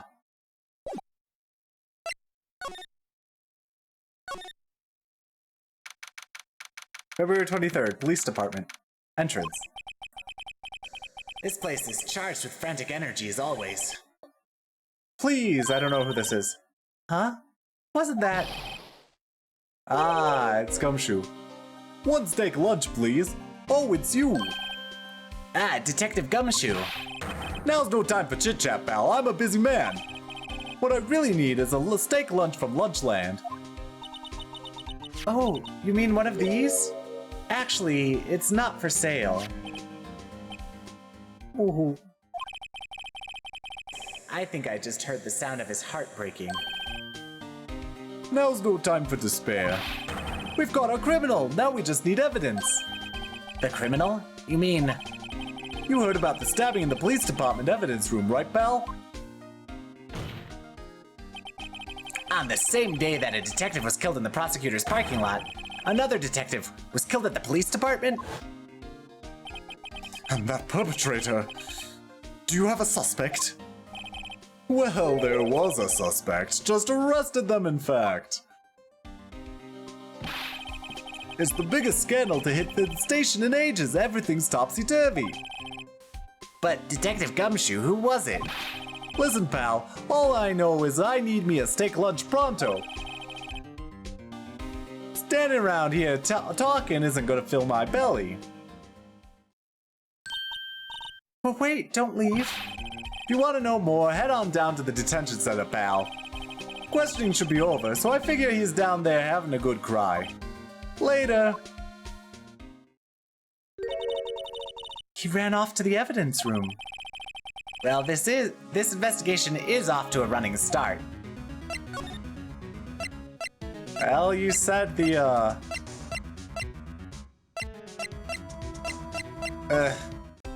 you said the detention center, so let's go to the detention center. February 23rd, detention center, visitor's room. Still, I do feel a bit better about things, a little. I mean, they caught the person who stabbed Detective Goodman, didn't they? Yeah, I guess they did. Best to not go too far down that road right now. Things will just get confusing. Ooh. What was that? Sir, that's what I'm saying. Me, a perpetrator? I'd say I was the perpetrator against, sir. That's what I'd say. Who is this? I need to see a picture. Oh, it's Meekins! I had forgotten that it was Meekins. Okay, what was my Meekins voice again? Hi, greetings, sir! Wait, I know who you are. Excuse me, but is Mr. Edgeworth, anywhere on the premises? I'm here, sir, at the request of the chief, sir. I've got your report, sir. Officer Meekins, so you're a guard here at the detention center? No, sir, I'm not, sir. I'm a little lost patrolman, like a little lost lamb, sir. Oh, I get it. You're here to deliver a report? No, sir, how should I say this? Wait, he isn't, is he? You, Officer Meekins, you didn't, did you? Perpetrator Officer Meekins reporting, sir. What? What? Now this is an unexpected turn of events. Sir, I'm a patrolman with General Affairs, sir. Sir! Ow, I can hear you fine, Officer Meekins. I had some business that day, sir, so I went to the evidence room, sir. The guard station in front of the room was empty, sir. So normally there's a guard at the evidence room? That's right, sir, because evidence is kept in the evidence room, sir. Now, the security officer was none other than Officer Marshall. Marshall? Wow, wow, wow, what a strange twist of events. I never would have guessed that the person who has cacti in his room would be Officer Marshall, the cowboy. Wow. Then, sir, I happened to glance at the security room monitor. That's what I saw him, sir. A suspicious person in the evidence room. A suspicious person, sir! A suspicious person, yeah! What the heck is this guy doing? So what happened then? After that, sir, everything went white. I saw red, I blacked out. And when I came to, I was here in the detention center. How long were you out? Days? Might I ask, what happened to your hand? Sir, there was no one to bandage me, sir. So I did what I could to wrap it up, sir. A bandage on his hand? Just like Miss Sky. Yet another similarity between this case and the one at the prosecutor's office. First things first, tell us how you hurt your hand. Well, actually, the victim, we're gonna ask about this first. I don't mean to pry, but you are the perpetrator, correct? You killed Detective Bruce Goodman in the evidence room, right? Sir, please don't look at me with those sad puppy dog eyes, sir. If you have to label me as a perpetrator or victim, sir, then label me victim. Sorry, woo. I would, but you happen to be in detention. And alive and well at that. Ah, yes, well, that's true, sir. I suppose you could say that. Did you know the victim, Detective Goodman? Well, sir, if I had to label him a stranger, or a total stranger, then I'd say he leans heavily on the total stranger side. You're enjoying my voices and joy? So, you didn't know him. Stranger danger, total danger. Sir, I work in a tiny department devoid of light or other creature comforts. I don't know any detectives. So if he was a total stranger, why did you stab him? Sir, I had no intention of killing him, sir, none! Nor do I have any recollection of killing him, sir! At least someone around here is more confused than I am. About your hand, did that happen during the course of the crime? Well, you see, sir, Don't you think you should just confess? But sir, but there was nothing I could do. Nothing you could do? Sir, to tell the truth, sir, when it happened, when the detective pointed a knife at me, I just hollered, sir. And the next thing I knew, I was unconscious. And next thing you knew, you were, huh? Then when I opened my eyes, I was alone in the evidence room, sir, all alone. Alone because Detective Goodman had disappeared. What? Then when I looked down, I was gushing blood from my hand, sir. Oh, the shock, oh, the sorrow, sir. Can you imagine how I felt? The victim's body disappeared? That's some story.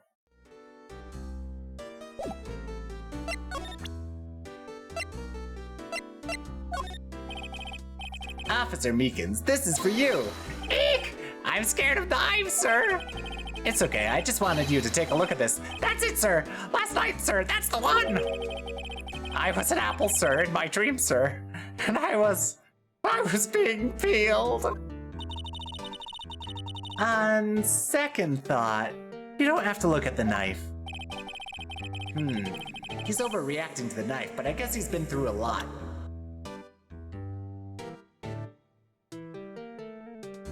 But I'm pretty sure that would have been the knife that he saw, wouldn't it?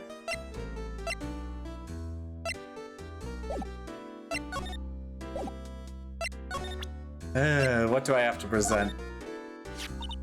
Do you think you could take a look at this? Hey! That's it, sir! That's it! That's what? My head was blank until this very moment. But sir, now I remember. I remember, sir. You mean you remember what happened? Correct! That card! That card was the cause of all of it!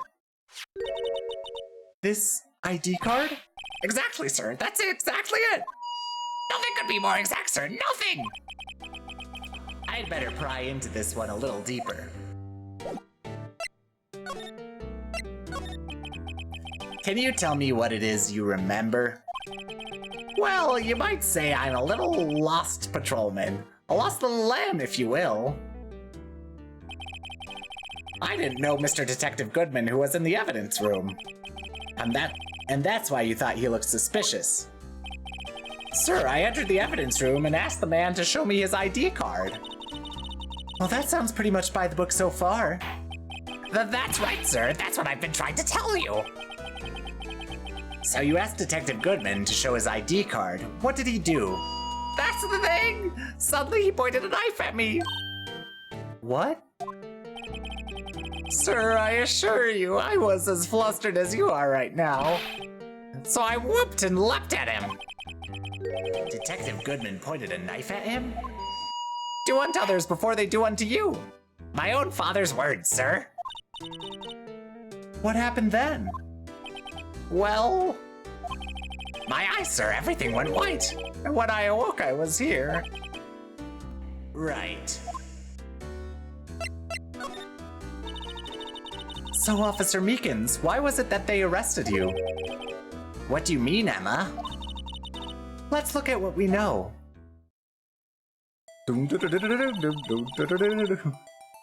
Yeah, I was expecting this music. Expecting it so bad. Now, Officer Meekins didn't know Detective Goodman. And the victim who he met at the scene of the crime didn't show his ID card. In other words, we have no way of knowing if the victim was really the victim. Oh, sorry. In other words, we have no way of knowing if the victim was really the victim. And if this body just disappeared from the evidence room, we don't even know if anyone actually died. That's it, sir. That's what I wanted to say. That is, I did say something along those lines. Huh? But you still ended up here? They told me that it had to be him, sir. On that day, at that time, Detective Goodman was definitely in the evidence room. That's what they said. But you don't remember the events clearly? No, but the videotape is quite clear. Huh?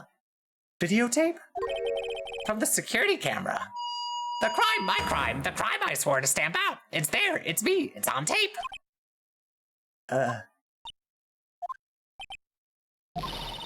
And you waited until now to tell us this? I'm sorry, really sorry, sir. I'll hand over my badge. I don't deserve it. No thanks, I have my own. Well, guess we'd better go check out the crime scene.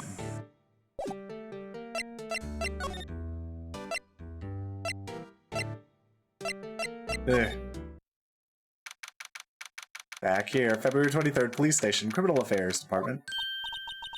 Hey, Mr. Wright, look who's standing at the Chief of Detectives desk. It's Police Chief Gant. And you're sure this is all, hmm? You know what it means if there is anything missing. Sir, I'm sure it's most totally perfect. We checked all of his drawers, lockers, garbage cans, bags, coat pockets, hats, under his seat cushion, behind his computer monitor, inside his personal coffee machine. I see. Well, if anything does turn up, you call me right away. Deal? Yes, sir. We'll scour the place again, sir. The Chief of Detectives looks a little flustered. Righto, my boy. How you been? Swim much? Oh, Chief Gant. Reporting for duty, sir. Why are you saluting him, Mr. Wright?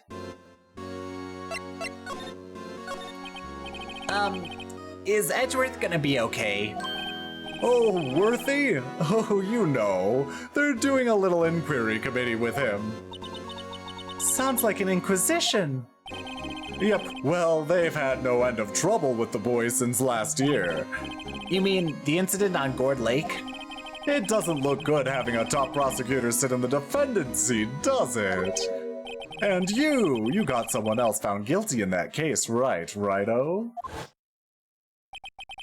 Merry Christmas. Fun karma. A legend he was, undefeated in his 40-year career. But in court you fixed it so he was caught for forging evidence. Wait, I didn't do anything wrong. He did forge evidence. In any case, the prosecutor's office is in a bit of turmoil, you might say. Why, they do just about anything to restore their reputation. Now, depending on what that inquiry committee decides, it could be bad for Worthy. What? It's downright odd, I tell you. The detective getting killed on their turf, too. I mean... They're being the prosecutors, I assume? Scientifically speaking, it's impossible. Yes, but that's what the evidence is saying. Goodman was stabbed in 2 locations at the same time. That's what it says. What evidence is this? Now, Righto. I can't give away all our secrets just like that. And this in particular, well, it's a little sensitive, and I can't talk about it. I wasn't expecting much anyway. You know, one thing I hate most of all is hiding stuff. Secrets. Can't stand them.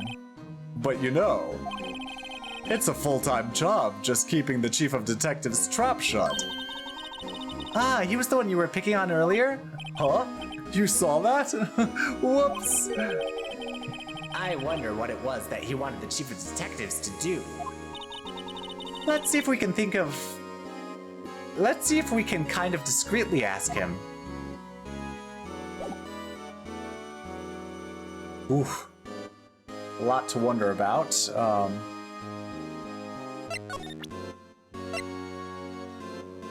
There's so much stuff. I was wondering, could you take a look at this? Ah, sorry, Righto. I'm through with that stuff. Through, I say. Go find that guy who can't seem to sit still out there, the busy one. I've got too much shit on me, I can't breathe.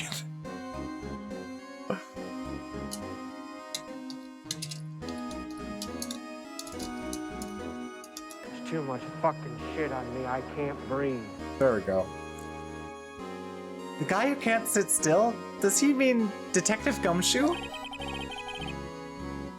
Either him or the dancing blue badger.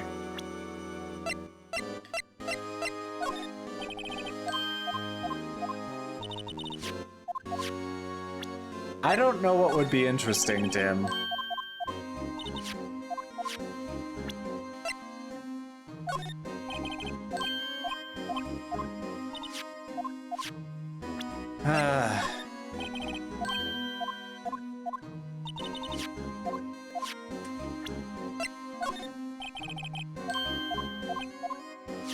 Well, check every evidence, right?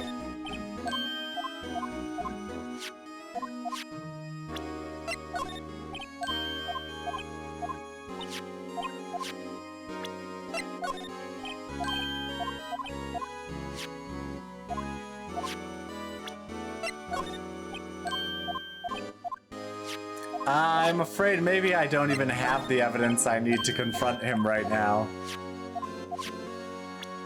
Maybe I have to go elsewhere and come back.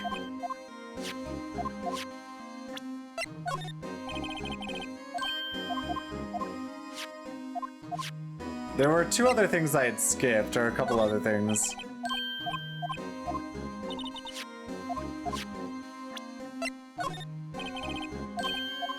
Alright. Time to go elsewhere. We'll come back.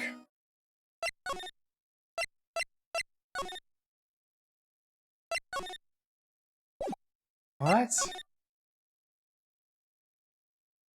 What? What am I supposed to do?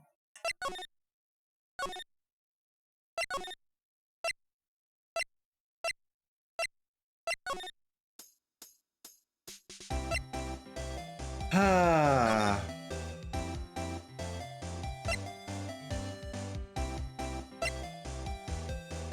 Oh god, what am I supposed to do now? You know, I'm gonna eat some almonds while I think about this.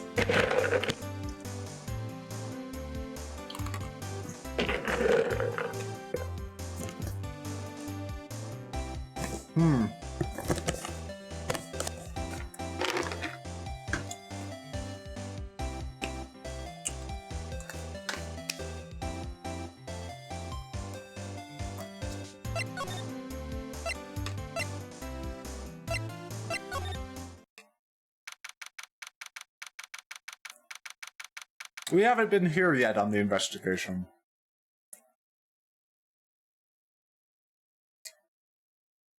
Ah. Let me finish these almonds. You love to hear the typing sounds, yes.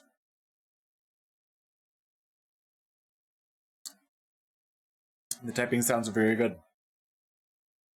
February 23rd. Actually, let me take some water. February 23rd, High Prosecutor's Office, room 1202. Well, this place is as classy today as it was yesterday. I'm sure it'll still be just as classy tomorrow, Emma. Incidentally, Edward's not here. I'm sure he's off doing important investigations. I hope that's what he's doing. I guess we'll have to come back later. Yay!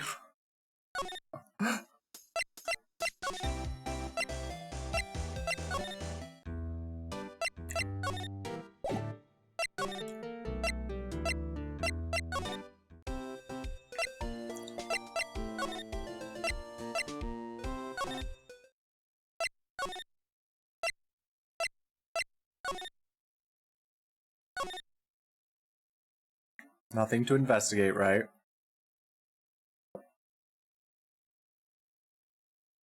Everything's already been investigated. Where's the video?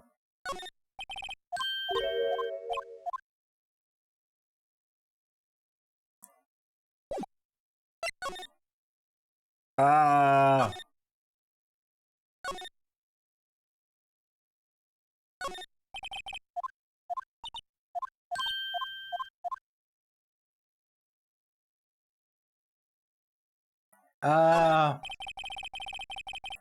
Look, that patrolman is saluting that other guy. He must be a detective. Answer me, how many fingers do you see? I'm sorry, I don't know. Well, that's 20 for the left. But nowhere near that for the right. Get glasses, officer. That wasn't a salute, it was an eye test. They make a good pair.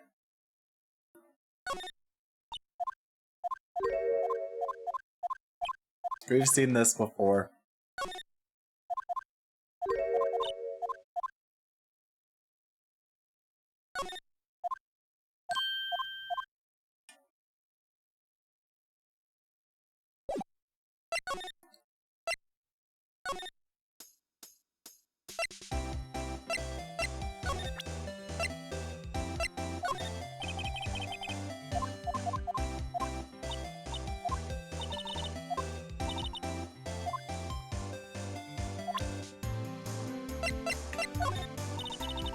You'll give that to Jake like I asked, won't you? You and Officer Marshall, are you going out? Jake and I are cooperating on investigation, that's all. We're just putting the past to rest.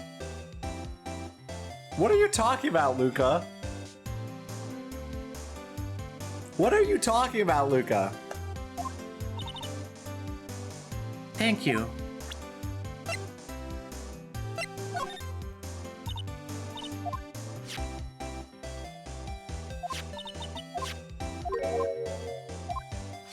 Oh, I saw this.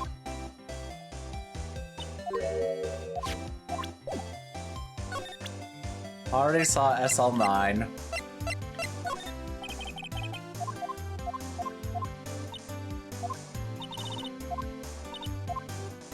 Oh, that's a long... Oh god, that's so long. If you think about it, I could have taken that picture from the guard room. But even I... Okay.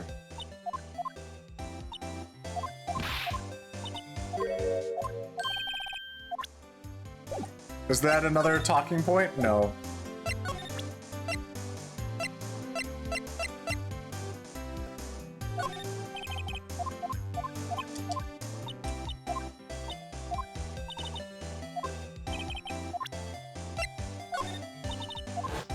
Oh. She dropped that phone on the pavement. That's when you heard her talking about the muffler, right? Little did I know, it was a trap. Red car's muffler and the prosecutor's red muffler. What was Miss Sky really trying to say, I wonder? Nope. Nothing new.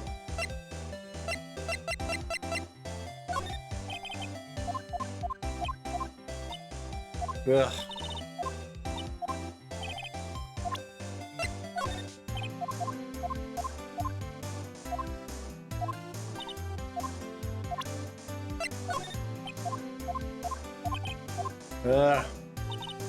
Check every evidence on every witness.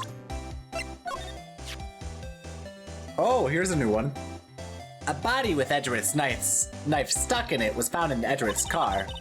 I'd think he owes me his gratitude. Gratitude? Why, if I hadn't witnessed the crime, Mr. Edgeworth would have been the suspect. I wonder.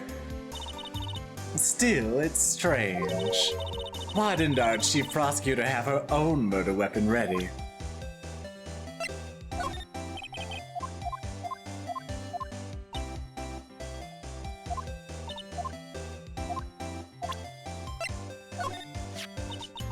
I had one of those up until 2 years ago. Back when you were the cough-up queen, right? We found this ID card here in this parking lot.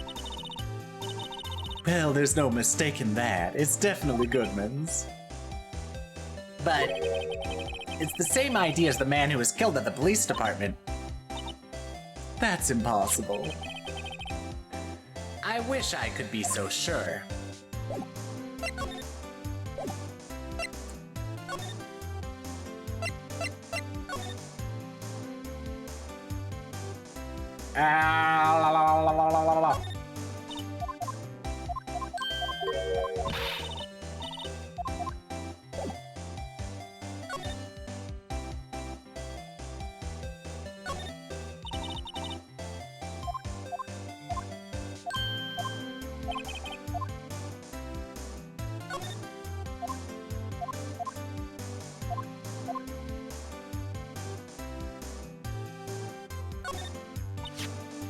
That's where we found that note.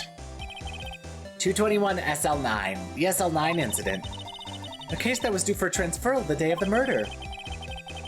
And the detective in charge of the case was the victim. I wonder what kind of case this SL9 incident thing was. It's kind of hard to guess just knowing the case number. What if that was what I had to do to move forward? What if that is what I had to do to get Jake Marshall to show up? B block is through there, that's where visitors park. So Miss Starr climbed over this fence? It seems so, yeah. That fence is 9 feet high at least. Well, no time like the present. I think I'll give it a little try. Eek! It's okay, don't cry. Maybe there's a Lunchland Olympics team.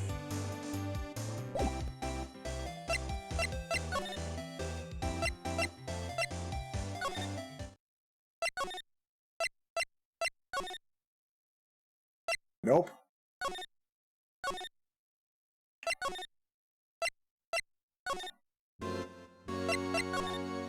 Maybe if I talk to him. Oh, sorry you had to see that. What exactly did the chief of police want you to do? Well, see over there? I can't believe this is what I had to do. That's Goodman's desk. He wanted me to check it for anything that might be a clue. They took away everything last piece of garbage. Every last piece of garbage in the trash can. So nothing belonging to Detective Goodman is still here? Of course not. Well, except for this. What? You kept something? Sure, why not? It's not important. He didn't even finish writing it. It's a lost item report, but it's only half complete. A lost item? Did Detective Goodman lose something? The date on it is February 21st. The date on it is February 21st. Better make a note of that just in case. I cannot believe it. Goodman's lost item report added to the court record. A half-written document dated 2/21 could only be submitted to the chief of police. I should really get back to investigating the police department crime scene. Well, let's investigate this evidence first. ID 5. He lost his ID.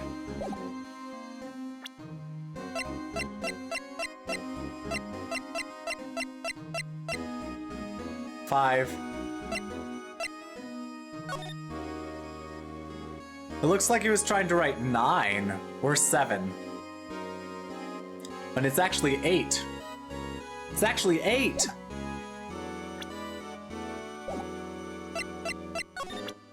Let me present this to Gant. I was wondering, could you take a look at this? Oh. So he's not willing to look at that. Alright, guard station. Oh my god, what do I do now?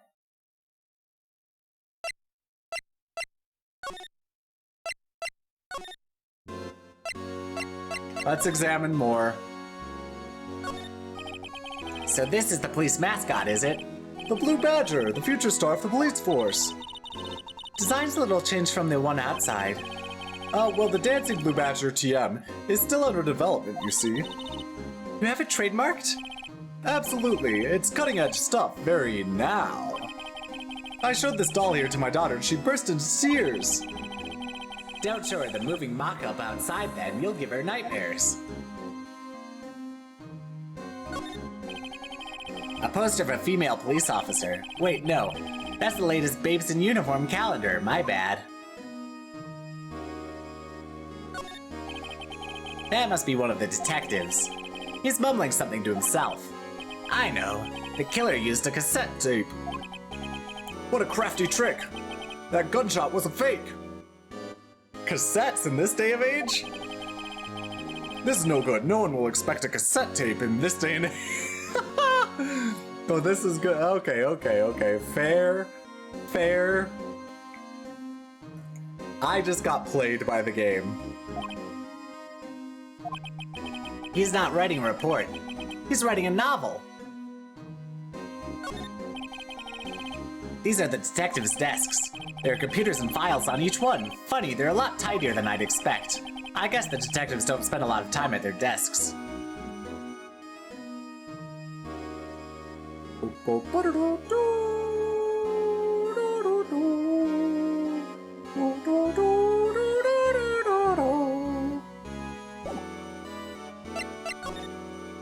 Ah, now I have a new dialogue option. Actually, I was wondering if I could ask you a favor.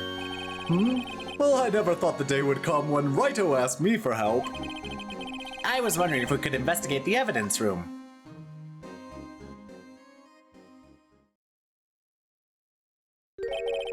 Now, Righto. Actually, I'm sorry. I don't need to investigate after all. Righto, please. Do I look like a selfish man? Huh? Heck, if anyone asked me, sir, can I borrow $50? I'd give them $50, no problem. Enjoy your walk, Luca. So go ahead, investigate the room to your heart's content. Knock yourself out. It just goes to show you never know until you ask. And for you here, you can borrow this. Huh? Hey, this is a detective's ID card, isn't it? That's a special card for guests, so don't lose it. Yes, sir, it's an honor. You just run along and do your best now. Later, folks. Gant, what are you doing? It looks pretty cool on my lapel, doesn't it? Just think, a real ID. A real ID? Real ID compliant. Anyway. You seem happy. Yes, sir, because, sir, we get to go into the evidence room now, sir. I think this place is a bad influence on the girl. Is it not evidence? Oh.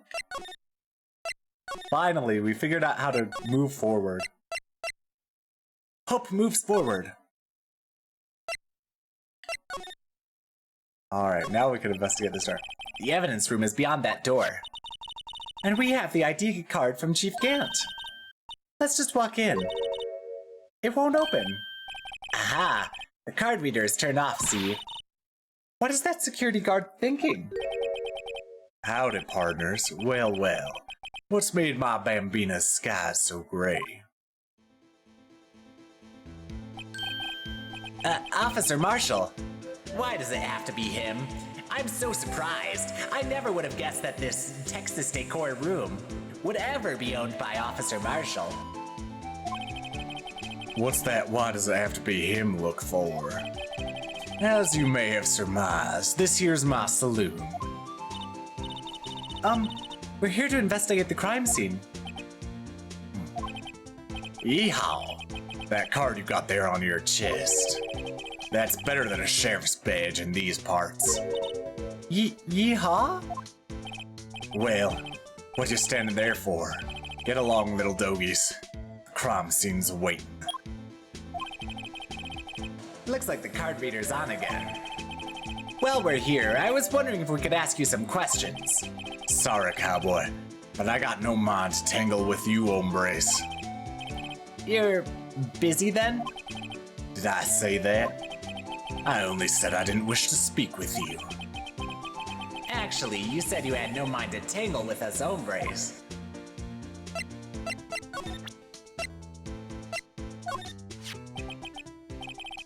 That smell. Reminds me of Texas. So, Officer Marshall, you're from Texas? No, I just saw a special on television the other day. Is this from my baby? Yeah, Miss Starr. What's this? What? What's wrong? A filet steak lunch. I see. I don't see. I wonder what it means? Steak lunch given to Officer Marshall. Alright, Bambina. You win. Ask anything. Finally, it seems like he's willing to talk. Officer Marshall, you're in charge of security for the evidence room, right? You got good eyes, partner. It's an easy job, and I'm grateful for it. Actually, Officer Meekins at the detention center told us. That poor little doggy. Poor guy. I keep getting his name wrong and calling him Meekly. He told us something. He said that when the stabbing occurred, you weren't at your station. Well, maybe I shouldn't be telling you this. But since I got demoted from detective 2 years ago, well, it might not look it, but I lost my fire for the job, you know? So, what were you doing at around 5:15 when the murder took place? Well, I reckon I was galloping down the highway on the back of my steed, Zippy. No, he was riding down the highway on his horse named Zippy. There's no need for people here anyhow. These newfangled machines do a bang-up job of keeping an eye on the place. You mean the security camera system? I don't take to machines much. Kinda like that stewed broccoli they sneak in next to your steak, you know? Miss Starr told us something. She said that you were a detective until 2 years ago. It was always my dream to be a rawhide wrangler on the scene of a crime. That's all gone now, like a drinking hole in a prairie fire. You're still investigating the SL9 incident with Miss Starr, aren't you? That was my case.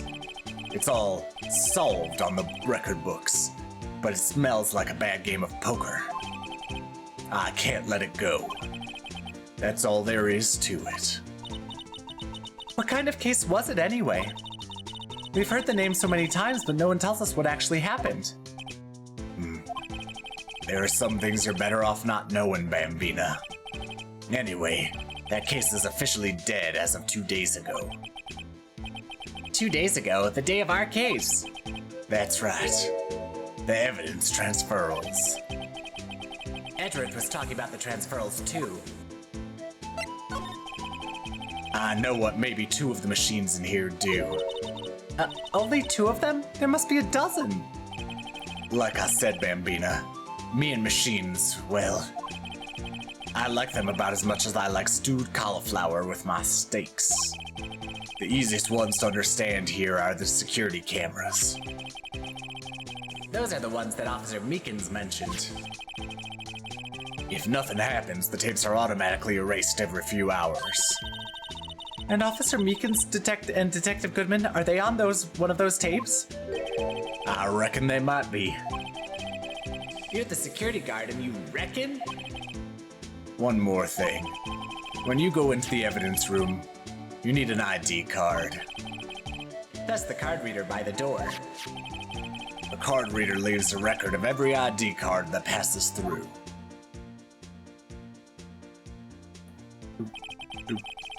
So this is the ID card record.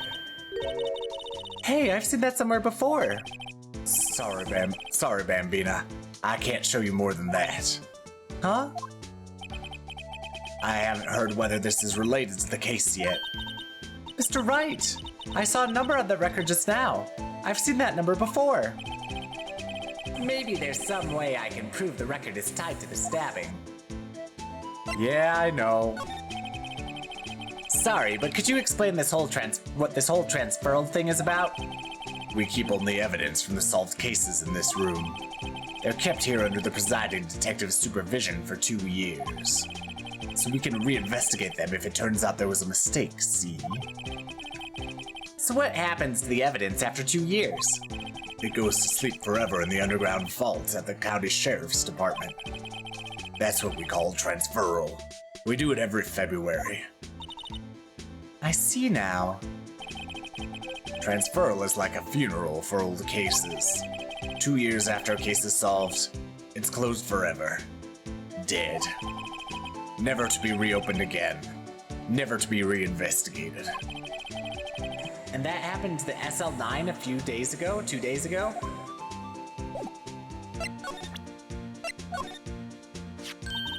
See this?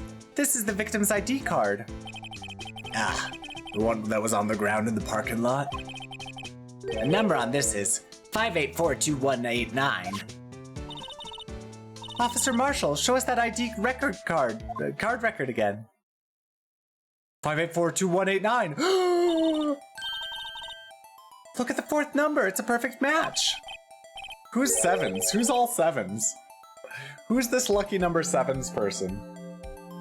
It was used at 5:14, right before the stabbing. Nagito.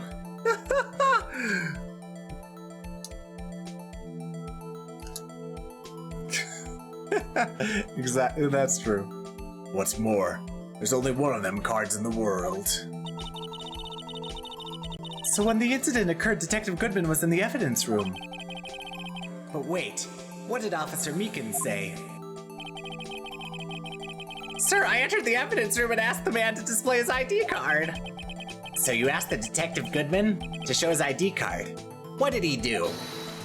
That's the thing! Suddenly he pointed a knife at me!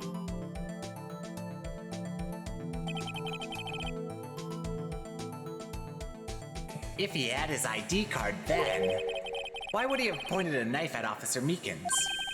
Alright, compadre, you win. I guess I can give you this ID card report. ID card record added to the court record. IDs of all who entered the evidence room on 221. I've got an idea. Maybe I should show this list to other people with IDs here. Oh god, it just keeps going, doesn't it? The sheriffs back in the Wild West didn't place much faith in evidence. About the only thing they trusted was their shooting hand. This is neither Wild nor West here. But that and this are 2 different things entirely. I guess so? Huh? I'm lost. Looks like we need some evidence to get anywhere with this guy. Bruce Goodman. Well, let's go ask Meekins.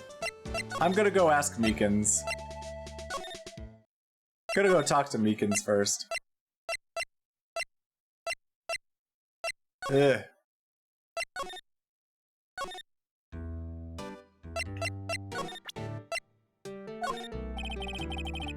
Officer Meekins, could you take a look at this? I'm sorry, sir. I'm really sorry, but I have no idea what that is. Maybe you should ask Mr. Edgeworth, sir. He's passing the buck, Mr. Wright. Oh, It takes a special kind of man to pass the buck to Edgeworth.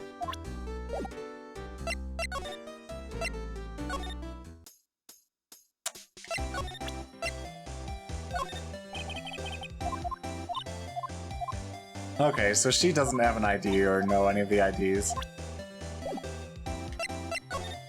Hi, prosecutor's office. Nope. Fine, I'll go into the evidence room.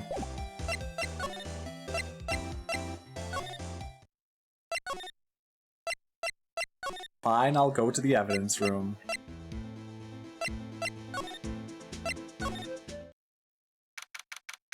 February 23rd, evidence room, sector 3. It's quiet. The investigation must be over here. So this is the evidence room? It really is kind of like a graveyard. Graveyards are supposed to have grass and trees. This feels more like a morgue. Nice try, Mr. Wright. You can't scare me. Eek! Whoa! What's Gumshoe doing here? Sorry, I thought you were a ghost. I wouldn't recommend going around smacking ghosts on the head, pal. So is it true what I heard? Righto, please. Do I look like a selfish man?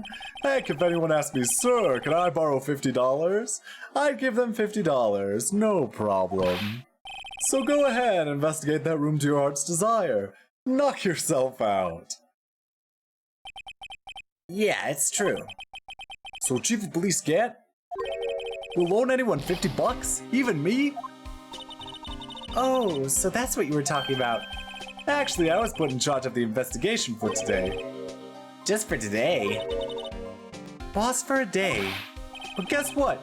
You got permission from the chief, so now you're boss for a day. Gee, thanks. First of all, you'll want to have this. Evidence room floor plans added to the court record. Oh god, there's so much evidence! There's so much evidence! Okay.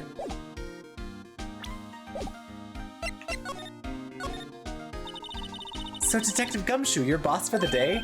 That's right, it's an honor.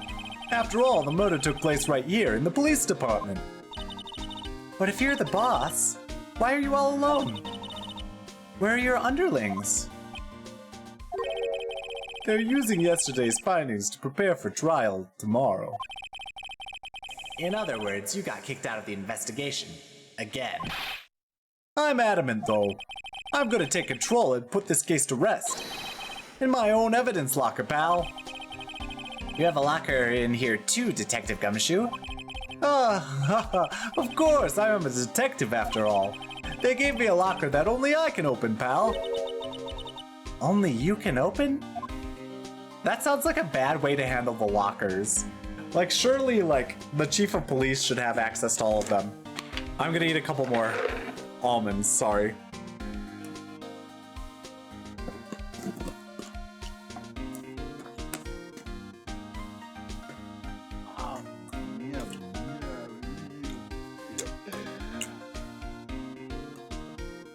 Thank you, Jora.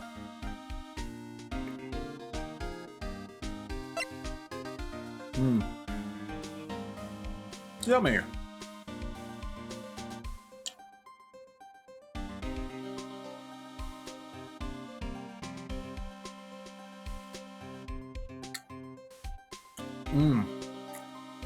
Ah, that's the good stuff.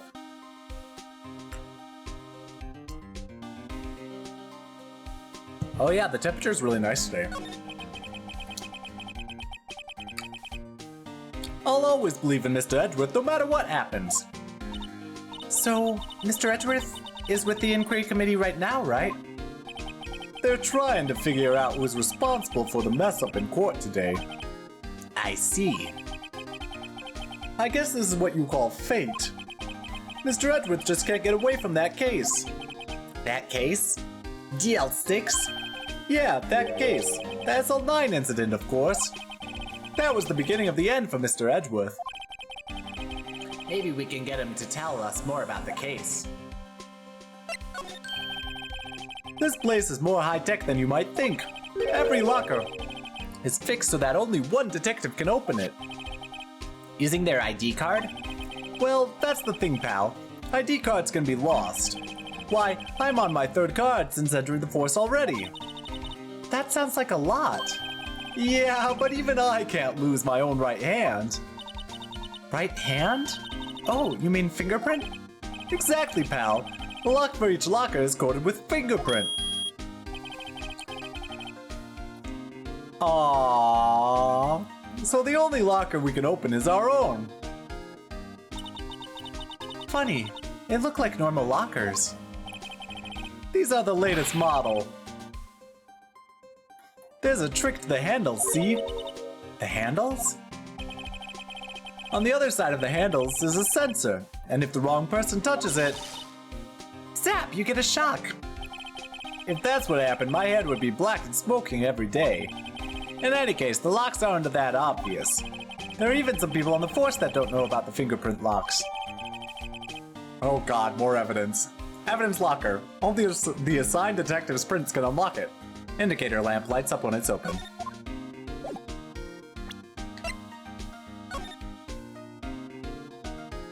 Lovely. What a lovely piece of evidence.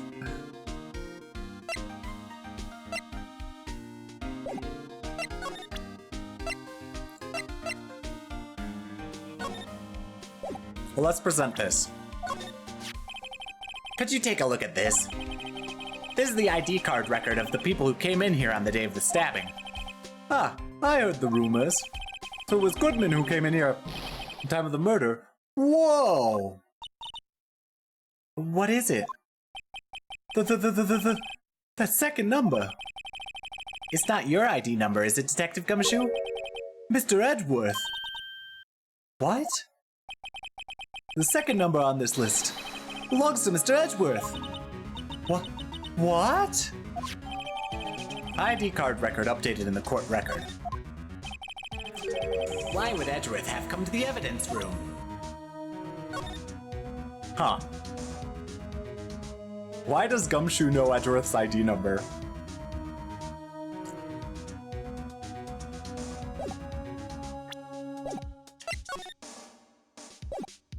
Okay. You can't open the lockers if your fingerprint doesn't match. You can open it. They'll give you 50 cents. Note, the police department lacks faith in its lock system. After all, Detective Goodman was stabbed here after opening his locker. But at the same time, he was found dead over at the prosecutor's office.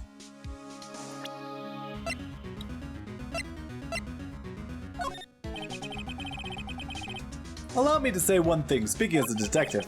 If I see a piece of evidence I know nothing about, I say nothing. Nothing. That's fine. You bet it's fine, pal.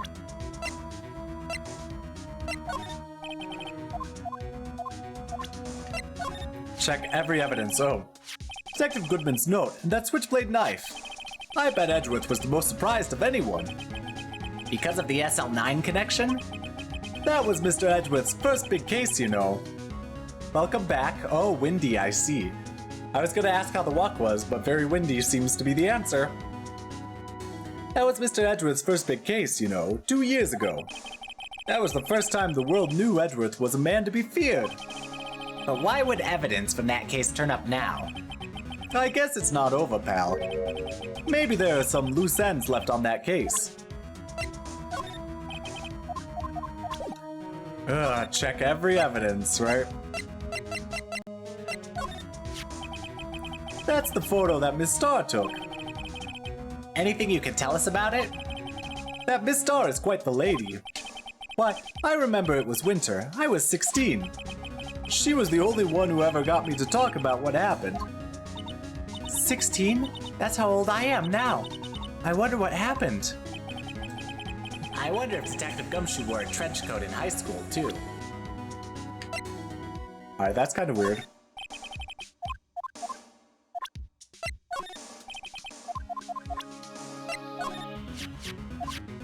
Yeah, we saw that.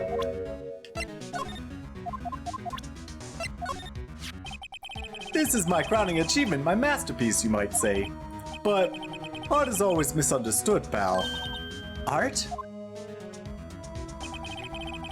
He was dancing proudly on the day of the award ceremony, but there were a lot of people coming and going after the ceremony. So they took the Blue Badger away for a while. Really? Why? Oh, they said it was shameful or something like that. Shameful! I toiled night and day. I sympathize with Detective Gumshoe, but I can see why they moved it. Found in Mr. Edgeworth's car, stabbed with Mr. Edgeworth's knife, huh? What would drive Chief Prosecutor Sky to do such a thing? But wait, I didn't mean... I mean, sure, of course, someone else really did it. Someone who must have a grudge against Mr. Edgeworth. That's it. Hey, that's it. That's the King of Prosecutors award that Mr. Edgeworth got the other day. Were you at the award ceremony, Detective Gumshoe? Of course, pal. I got an award for diligence myself. Ah, congratulations. I was wondering, why is the award a shield? And why is it broken? Oh, there's a reason. I'll tell you what it is later. Apparently, he's forgotten. That's the victim, Detective Goodman's ID card. These days, everything's cards and secret numbers, so I can never relax. That's only because you always lose your card. I always forget my secret number too. Scary, huh? My face should be ID enough. What's the world coming to? Detective Gumshoe, rebel against the system. Alright, SL9 incident. Now that was a bloody violent case. Violent? So it was a murder? A serial killing. A serial killing? Maybe I don't want to get involved in this after all. But the killer made a mistake, and Mr. Edgeworth built his case around that to nab him. And this was 2 years ago? That put Mr. Edgeworth right in the spotlight, and started the rumor mill. Rumors. Land speculators. About forged evidence? It was supposed to be all cleaned up with the transferal the other day. It was the last job he ever did. Detective Goodman, that is. Huh? What do you mean? Detective Goodman was the detective in charge of the SL9 incident, see? So the switchblade knife... The victim took the knife out of the evidence locker himself. Okay.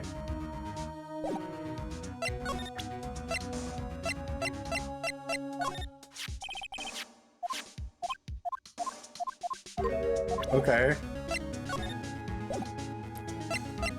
Well, I guess it's time to investigate all this stuff here.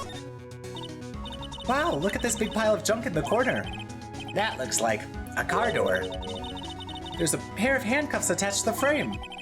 Maybe the guy they caught was some sort of escape artist and he got away. Hey, that's one of those human profiles for range testing. He's been shot square in the forehead. Better him than us.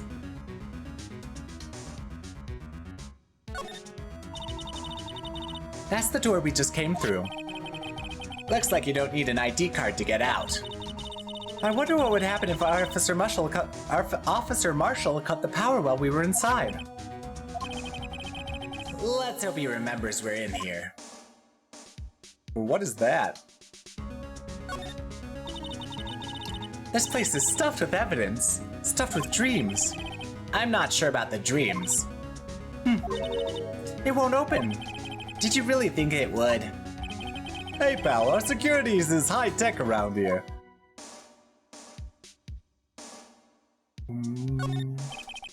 Some sort of bulky equipment is gathering dust here. What a sorry-looking fishing pole that is. Huh, that's my personal pole. I never did get around to using it. Wait, I've seen that somewhere before. Right, pal, that's that metal detector. The one that led to solving the case out on Gourd Lake, remember? Oh, right. Wow, that feels like it was ages ago. And, I don't think I've seen this one before. Oh. This is used in Justice for All, right? the final case of Justice for All, if I recall correctly. Oh, that's a bug sweeper. Yeah, yes it is. I'm sure it will come in handy in solving some case sooner or later. That cheap-looking box? You can't judge a person or a machine by their cover. You gotta look at their heart. We'll get to this in a second. Let's slide, though. I wonder what that hand is.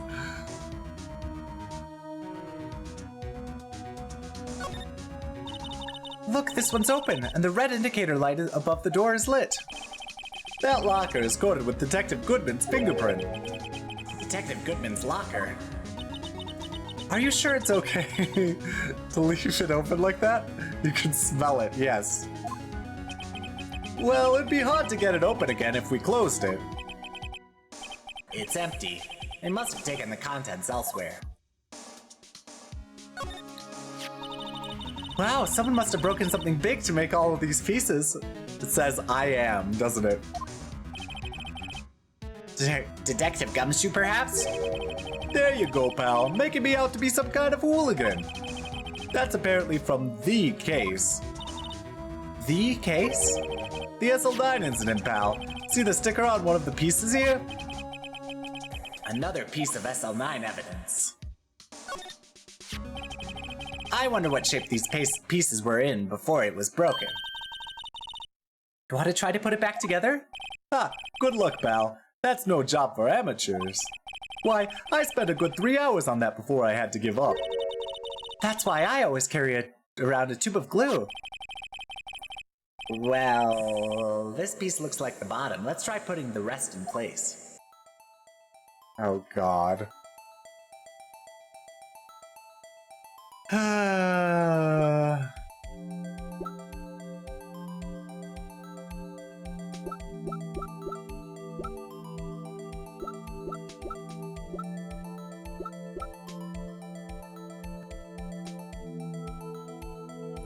What has that jagged look to it?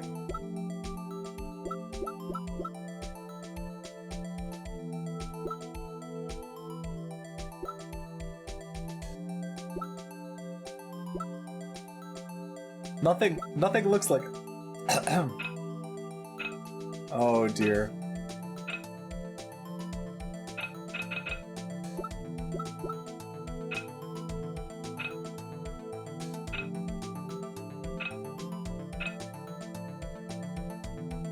Maybe.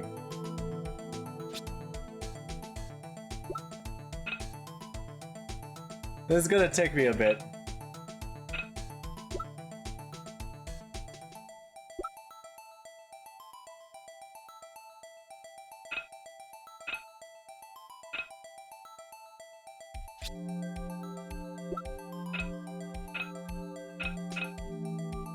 This is a very tense moment. Thank you. I don't know why I said thank you, but...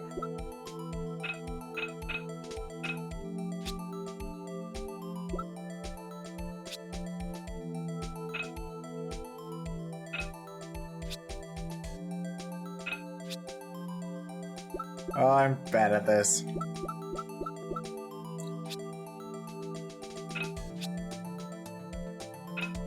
I'm having trouble figuring out.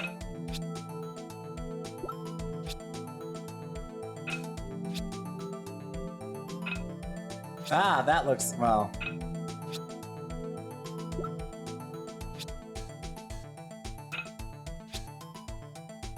Well, that has to be, it has to be this orientation.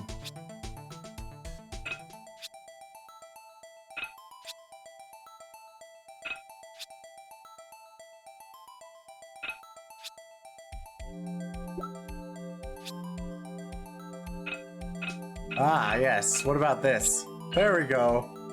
Finally. Alright, now what has a...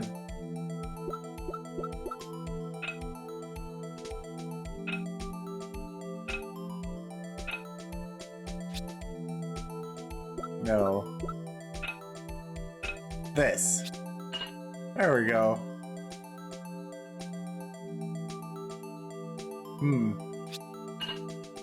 That was easy. I've seen this shape before.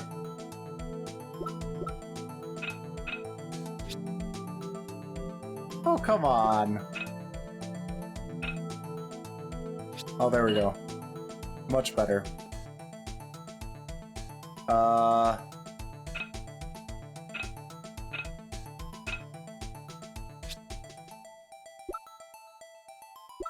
Well, it has to be this, doesn't it?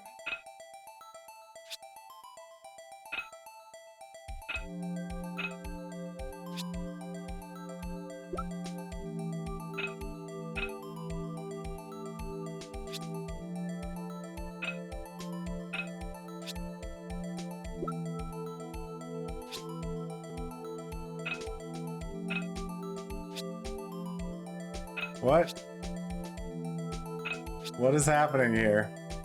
Oh, there's another piece. I'm blocking it. There we go.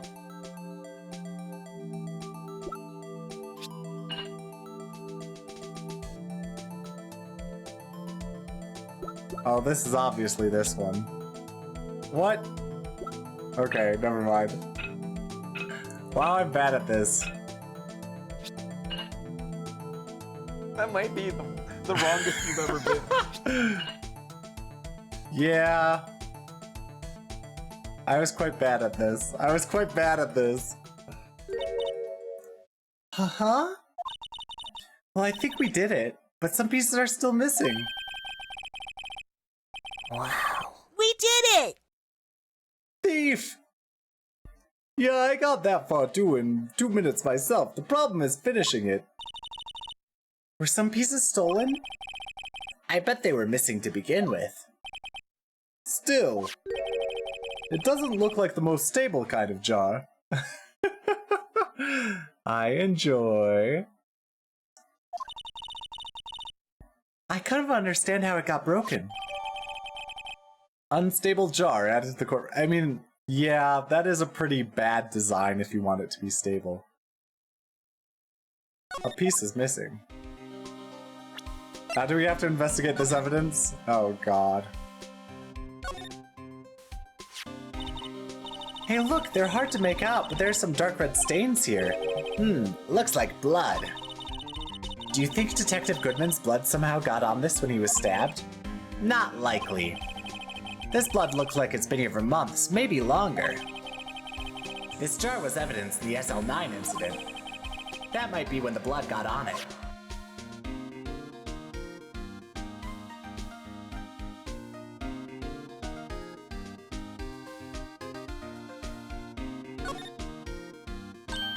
Huh? This thing doesn't have a bottom. That's weird. I wonder which side is up. Better yet, what's the purpose of a bottomless jar? At least it doesn't collect dust inside, right? That is quite interesting that it's bottomless.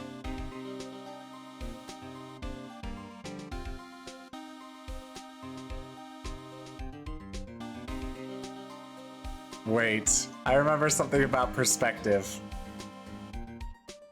Oh god, this is gonna be so obnoxious.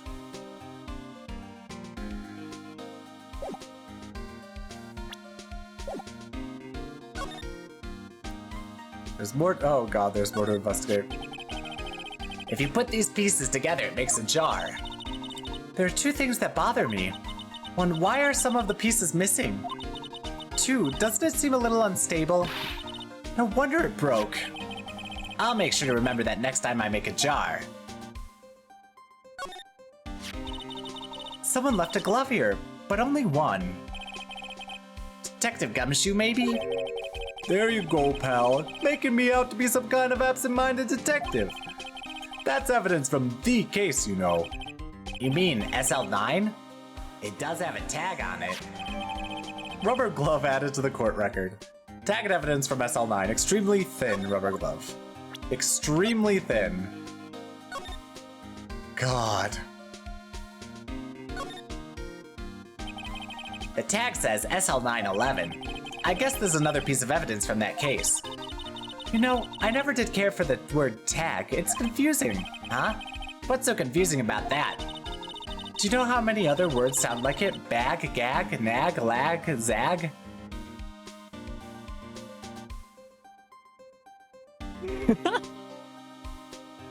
Good diet. Well, maybe it does cardio too. Zag, is that a word? Do you challenge me? What, are we playing a word game now?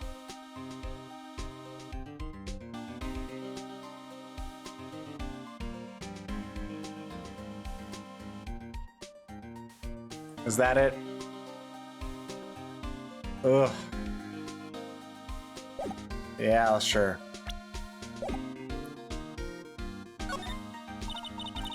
What is a saw and paint doing here? Since the dawn of time, true art has always been a war against oppression. True art? I noticed there's blue and yellow paint here. Perhaps we're witnessing the birthplace of the blue badger? Well, you might say this is my studio. Here? In the evidence room?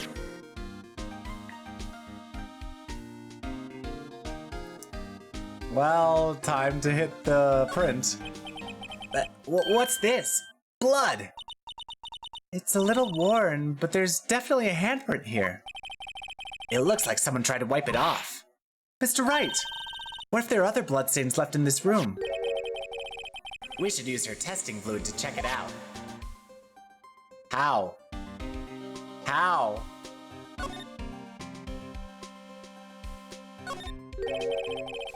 There's something sticking out of here. Looks like a shirt. I guess it must be evidence for some case. I wonder if Detective Gumshoe put this here. There you go, pal, making me out to be some kind of slob. I'm not responsible for the evidence here. That said, I bet the evidence locker was open recently. How do you know? If you leave things hanging out like that, the evidence gets dirty or ripped. The guard checks on that kind of stuff and notifies the detective responsible. How many times have I had him breathing down my neck about some silly evidence? Sounds like Detective Gumshoe leaves evidence hanging out a lot too. I bet he doesn't tuck in his shirt under that trench coat either. If you're going to talk behind someone's back, don't do it right in front of them, pal.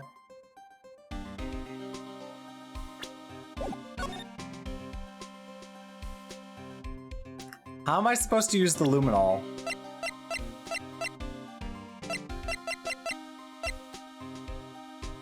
Oh, spray.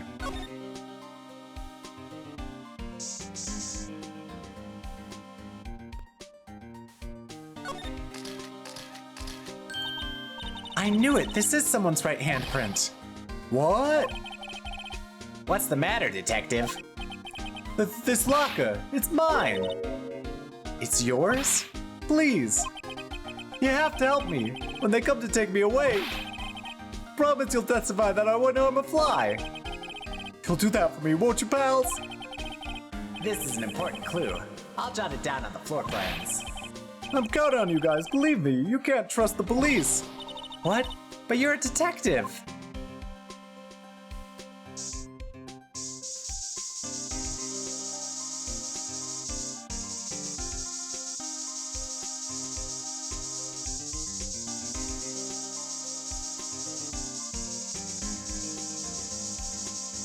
Sorry, Emma, you'll have to buy a lot more luminol spray after I'm done with you. Or after I'm done with it.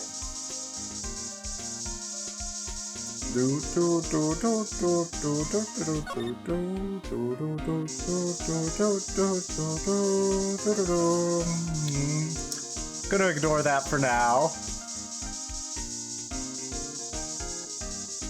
We did way too much.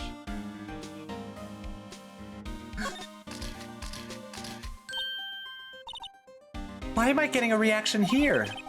There's no reason for the murderer to touch this spot if he fled out the door. This might just be something significant.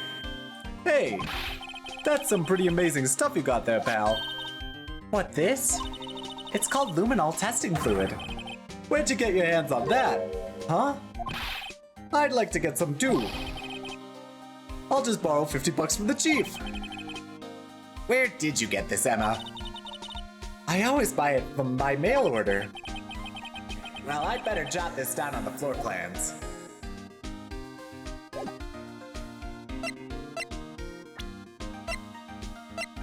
Where are the floor plans? I feel like that's all of it, right? Maybe I'll present the floor plans to him. Alright.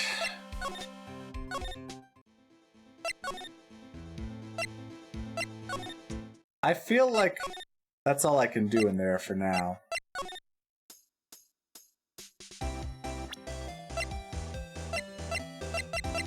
I bet there's more I can do here.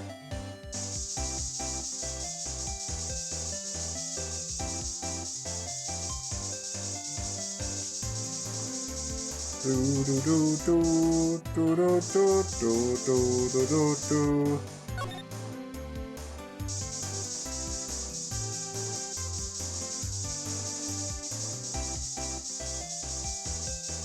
Oh, maybe not.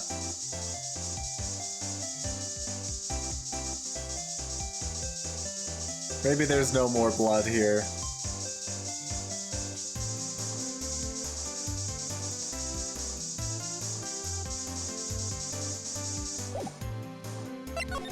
Alright.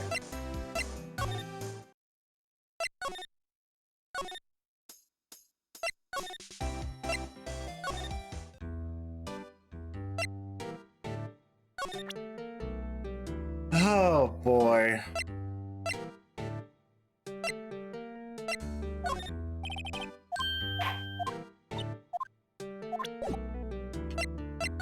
I don't know what I'm supposed to do at this point. Maybe I am supposed to go into the, Maybe there is still more to do in the evidence room. Hello. Hello, A-Sloth. How's it going?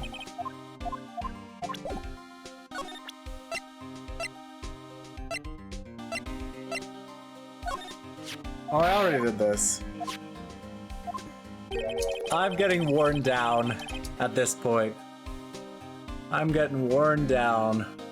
So I've been going for a long time.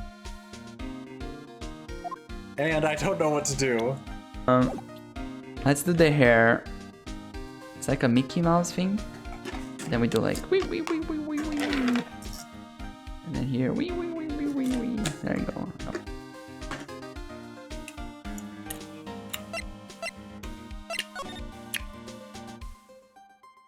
Hmm.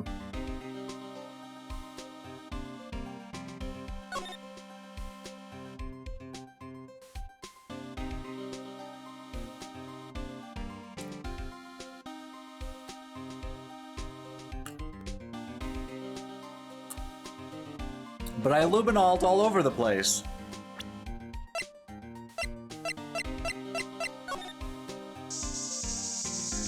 Oh, there's more. There's a lot more there. That must have been one massive pool of blood. Never seen anything like it. I'm not a professional. What's your opinion, detective? Pale blue blood. Maybe Detective Goodman was actually an alien? There's proof that something really happened in front of his locker. I'll make a note of it on the floor plans. Hey, if you didn't want my opinion, you shouldn't have asked. Hey, Belle, look at the time. Was there something you needed to be going to? It's just that Mr. Edgeworth's inquiry committee should be letting out soon. I'm gonna go give them my report for the day. I like how he has a whatever. Flyer. It might help, you know. Report? You mean the note written on the back of that flyer? The one that says nothing but no problems? Hey, it's Mr. Edgeworth we're talking about. I'm sure he can use a report like this. I believe in him. Who needs enemies when you've got friends like Detective Gumshoe? I'm off, pal. Later. I should probably see what Edgeworth has to say, too. Alright, finally.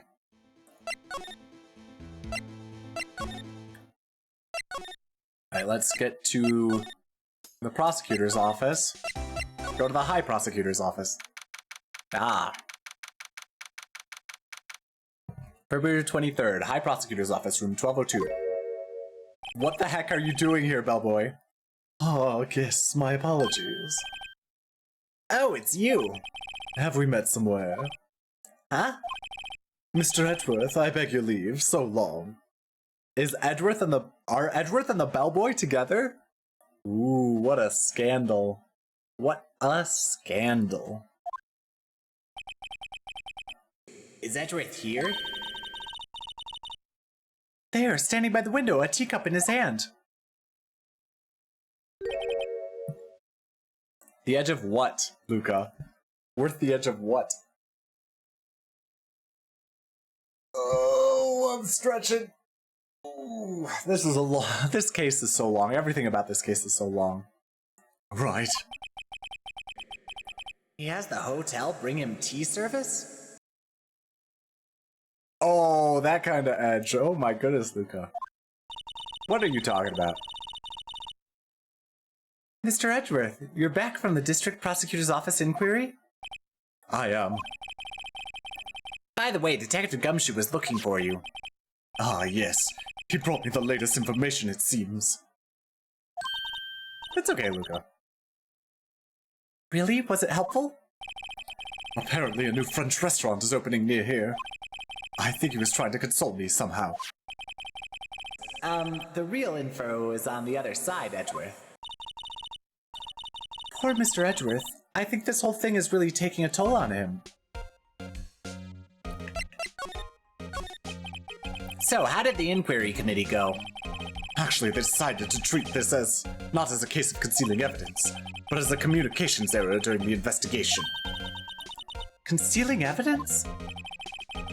Yes, apparently there are some who believe that I concealed evidence. They gave me a warning.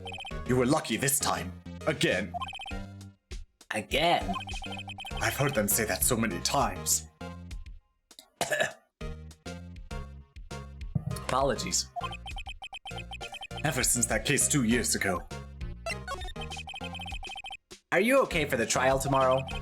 Well, I'm still the presiding prosecuting attorney. However, something happened? They gave control of the investigation over to the police department. The police department? Yes.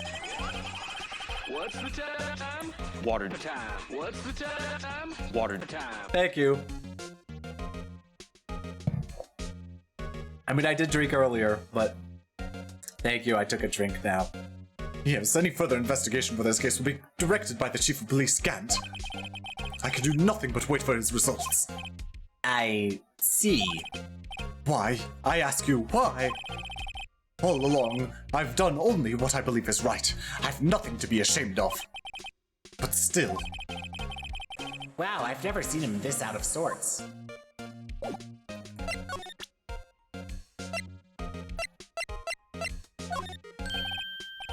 Oh, right. I'd better check this now. As I was saying, What's this? A record of ID card usage? Edgeworth, you went into the evidence room that day, didn't you? Just before the incident occurred, no less. Yes, that's true. Oh, why, Mr. Edgeworth? Please don't look at me like that. I was asked to go. By Chief Gant, no less. The Chief of Police? He wanted evidence. AI 16? Artificial Intelligence 16? He wanted evidence for a case that wrapped up half a year ago. He told me he wanted me to keep it here in the prosecutor's office. But it was solved, right? It would have to be if the evidence was already filed. The chief is never one to explain himself. In any case, on the day of the stabbings, I brought this back here. Can I ask what kind of case it was? I can't say. It really has nothing to do with the current case. Now I'm curious about this other case. I'd better make a note of it. Unrelated evidence. Screwdriver added to the court record. There's so much freaking evidence.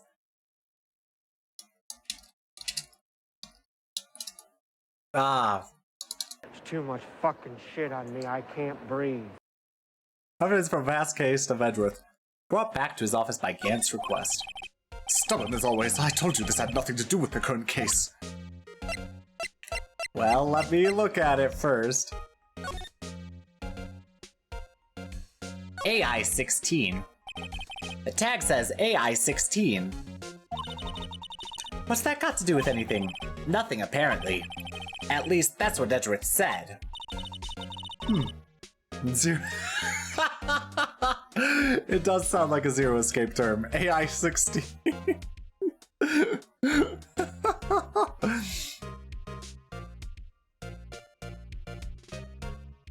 That makes it seem all the more suspicious. Who knows, this might turn out to be the clue that breaks the case. Wouldn't that be nice? In a Phoenix Wright game, don't be surprised.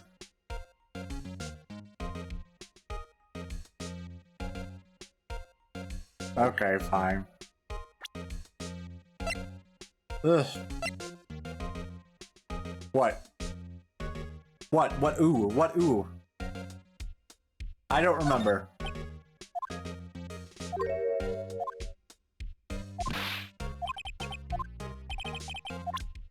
Alright, time to present him every evidence.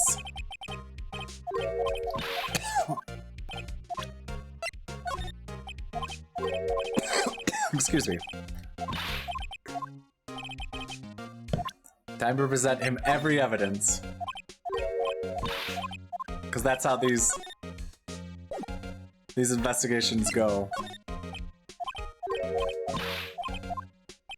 I don't care if he doesn't want to talk with me. Oh yes. Oh, did we?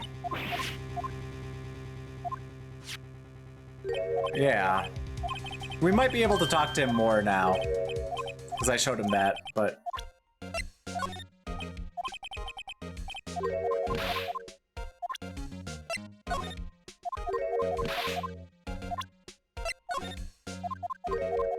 Oh, whoops. Well, let's speed through this so I can present it again. I know you. You've probably got a hold of some information already, right?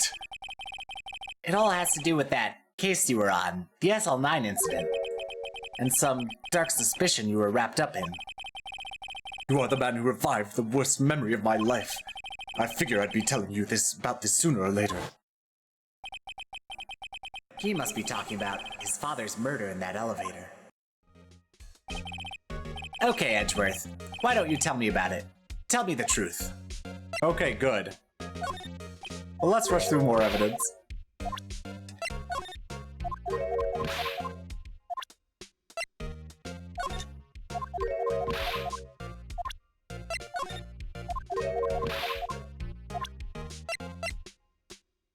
I assume that will be more SL9.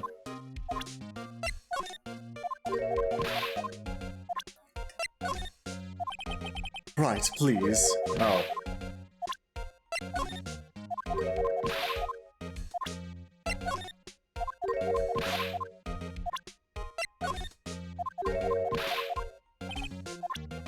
Okay, let's talk more. Allegations of forgery. The SL9 incident was a heinous serial killing case. The head of the investigation was the deputy chief of police at the time, Damon Gant. That wacky old coot was involved in that case 2 years ago too then. Oh, goodness. That was a bad read of that line. That wacky old coot was involved in that case 2 years ago too then. He was a top officer and it was my first time working with him. I was nervous. Wow, you get nervous too, Mr. Edgeworth? What I want to know is why was the deputy chief of police on the investigation? In truth, I used slightly more extreme methods than normal. We were dealing with a vicious murderer. If I let him go, the blood would be on my hands. We won our guilty verdict and the killer was executed. Wait, you didn't... Of course not. I didn't touch the evidence. Yes, I will do anything in my power to win a trial. However, I do have a code and I follow it faithfully. By the way, Emma, the chief prosecutor wanted to know something.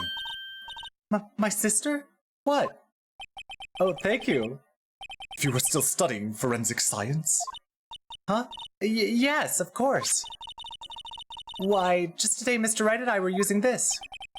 Luminol testing fluid, Well then, you might have use for this. Aluminum powder for taking fingerprints?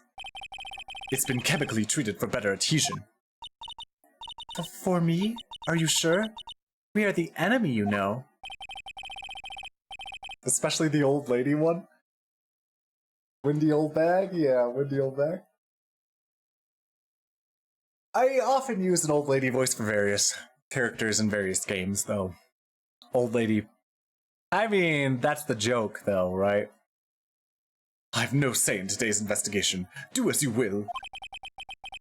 Edgeworth, I'm really... No need to thank me.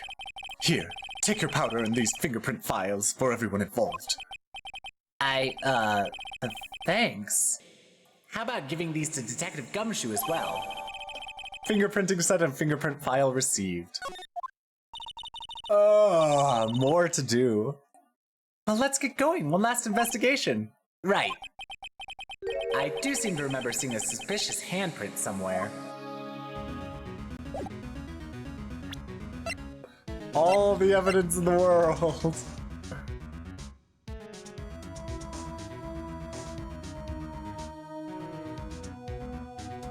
How kind of Edgy to give Phoenix things. Exactly.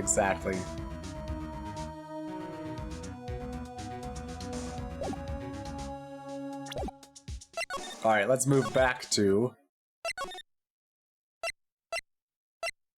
the police department. Get into the guard room so we can get into the evidence room. Here we go. February 23rd, evidence room, Sector 3. Our investigation turned up a suspicious handprint. Here in this blood on the detective's evidence locker. Let's use the secret weapon we just borrowed. Right, let's get started. Enjoy your lurk, Sloth. I mean, I'm almost done for the day. First, choose a finger. A finger? Each finger leaves behind a slightly different imprint. So let's choose the finger that will have left behind the clearest print. I really can't tell the difference at a glance. Quit procrastinating and choose a finger. It's obviously this one. Okay, now it's time to check for prints. Let me show you how it's done. Emma's starting to get that sparkle in her eyes. First, we sprinkle the aluminum powder around. How am I gonna blow into the microphone, everyone? Huh? How do you do that? With the A button, see? Ah, it looks like that did the trick. The aluminum powder adheres completely to the print. Once the powder is well spread, just blow away the excess. Huh? How do I do that? With the X button. Exciting, I know. Okay. So they know I don't have a microphone to blow into. Imagine you're blowing out the candles on a birthday cake. See? Wow, that looks like fun. It might take some getting used to, though. It's fine, it won't go up your nose or anything. You just pour the powder on thick and blow away the extra. Those are the basics of fingerprinting, Mr. Wright. I guess I'd better give it a try. Gotta waste all the powder.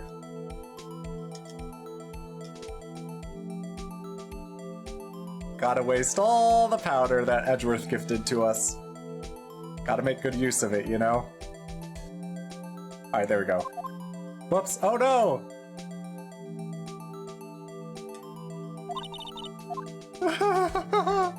Whoops. I keep pressing the wrong buttons. Sorry, Edgeworth, but I gotta waste all your money. There we go. Alright. Let's get powder everywhere, and let's blow it out like a birthday candle. Aha, you did it! You found one!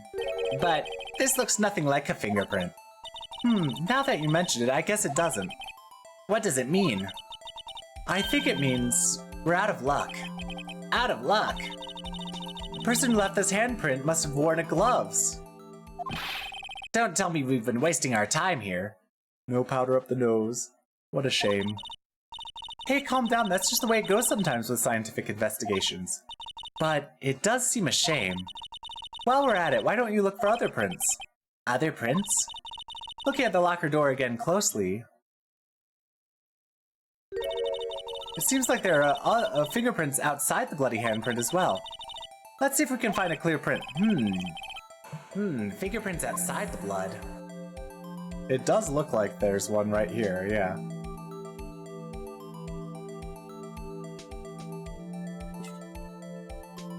No aluminum powder up the nose. Just aluminum powder on the blood print, on the fingerprint. Blood print. I guess it was a blood print earlier, but this is not a blood print. A very clear fingerprint.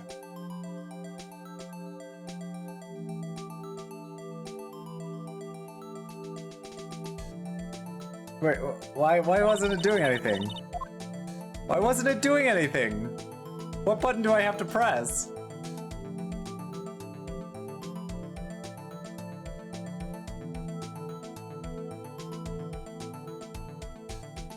Okay.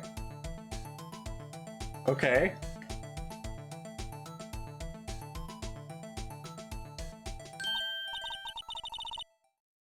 Press B to snort. Yay, a print so clear it's dazzling! Dazzling? Anyway, this print took a lot of effort to find. Let's match it up right away. So we're not done yet? This is quite a process. Yeah, it wasn't that was standards before. Well, there's no point in finding a fingerprint and not knowing who the owner is, right? I guess she's right. Look at the fingerprint data we got from Mr. Edgeworth, and point to the person you think who left these prints. Huh? Oh, my capture card did the thing. Ahem. Excuse me for 1 second.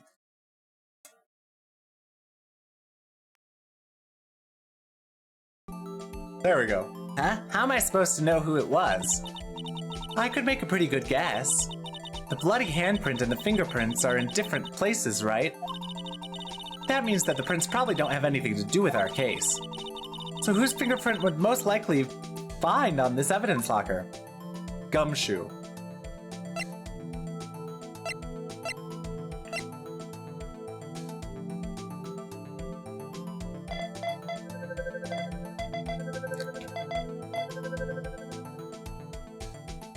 Comparison complete. Match found.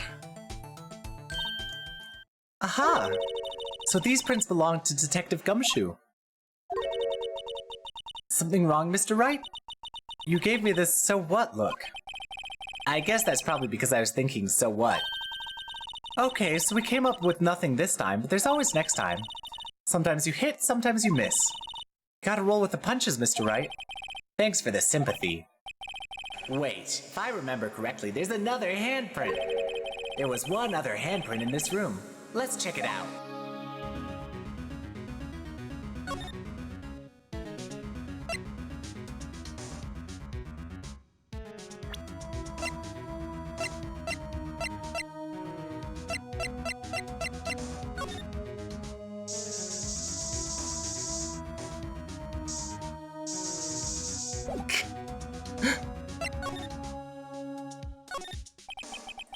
This is where we got a luminol fluid reaction, right? Right, there was a handprint here. Okay, want to try using this? There go her eyes sparkling again. Okay, let's check for prints. That's the spirit. Oh, but I have to warn you about something first. What do you have to warn me about? What? The area with the blood was wiped away, right? We only ended up finding it using chemical means. Any prints in that area will have been wiped away, too. Oh, right. So that means no prints. Would you say the probability of your hypothesis is high? Don't ask me. Anyway, we must try to find prints that weren't wiped away. Prints other than the ones left by the bloody hand.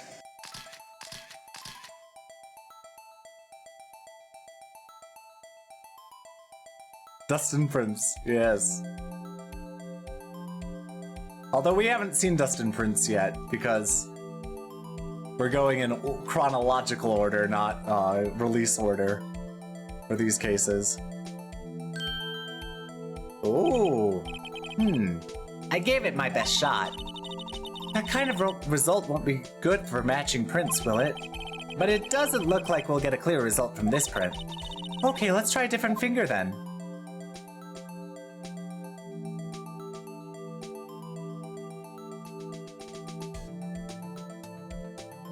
Alright, let's try this finger.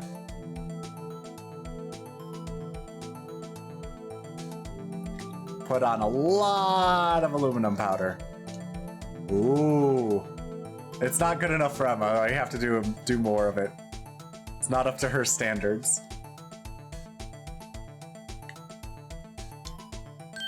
There we go. Well, it doesn't look...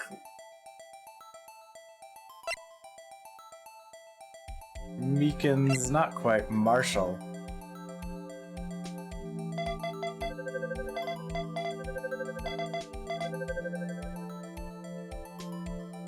Interesting, interesting. Hey, these fingerprints, Whose are they? Is it someone I know? It's Officer Marshall. Huh? Officer Jake Marshall? Marshall's fingerprints added to the court record. Found on a bloody handprint left in the evidence room. The print has been wiped. That's got to be a coincidence. He's not involved in the crime. Emma. This is decidedly different from Detective Gumshoe's prints. The luminol reaction, the blood and the fingerprints are in the same place. Oh. So we have Jake Marshall's fingerprints on a wiped blood stain. But why would Officer Marshall... It looks like our investigation is finally turning up some results. I guess this is what you'd call decisive evidence. I don't believe it. To be continued. Oh my god, what an investigation.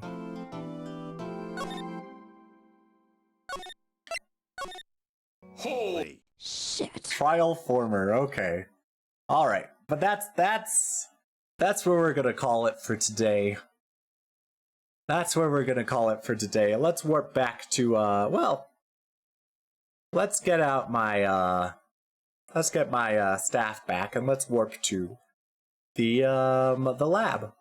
Luca, it's already been 3 and like 2/3 of an hour.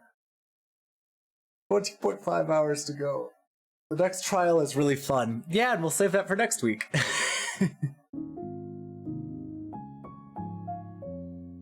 What a beautiful song.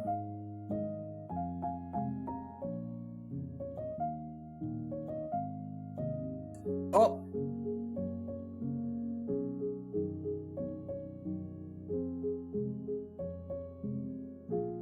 I see someone's live.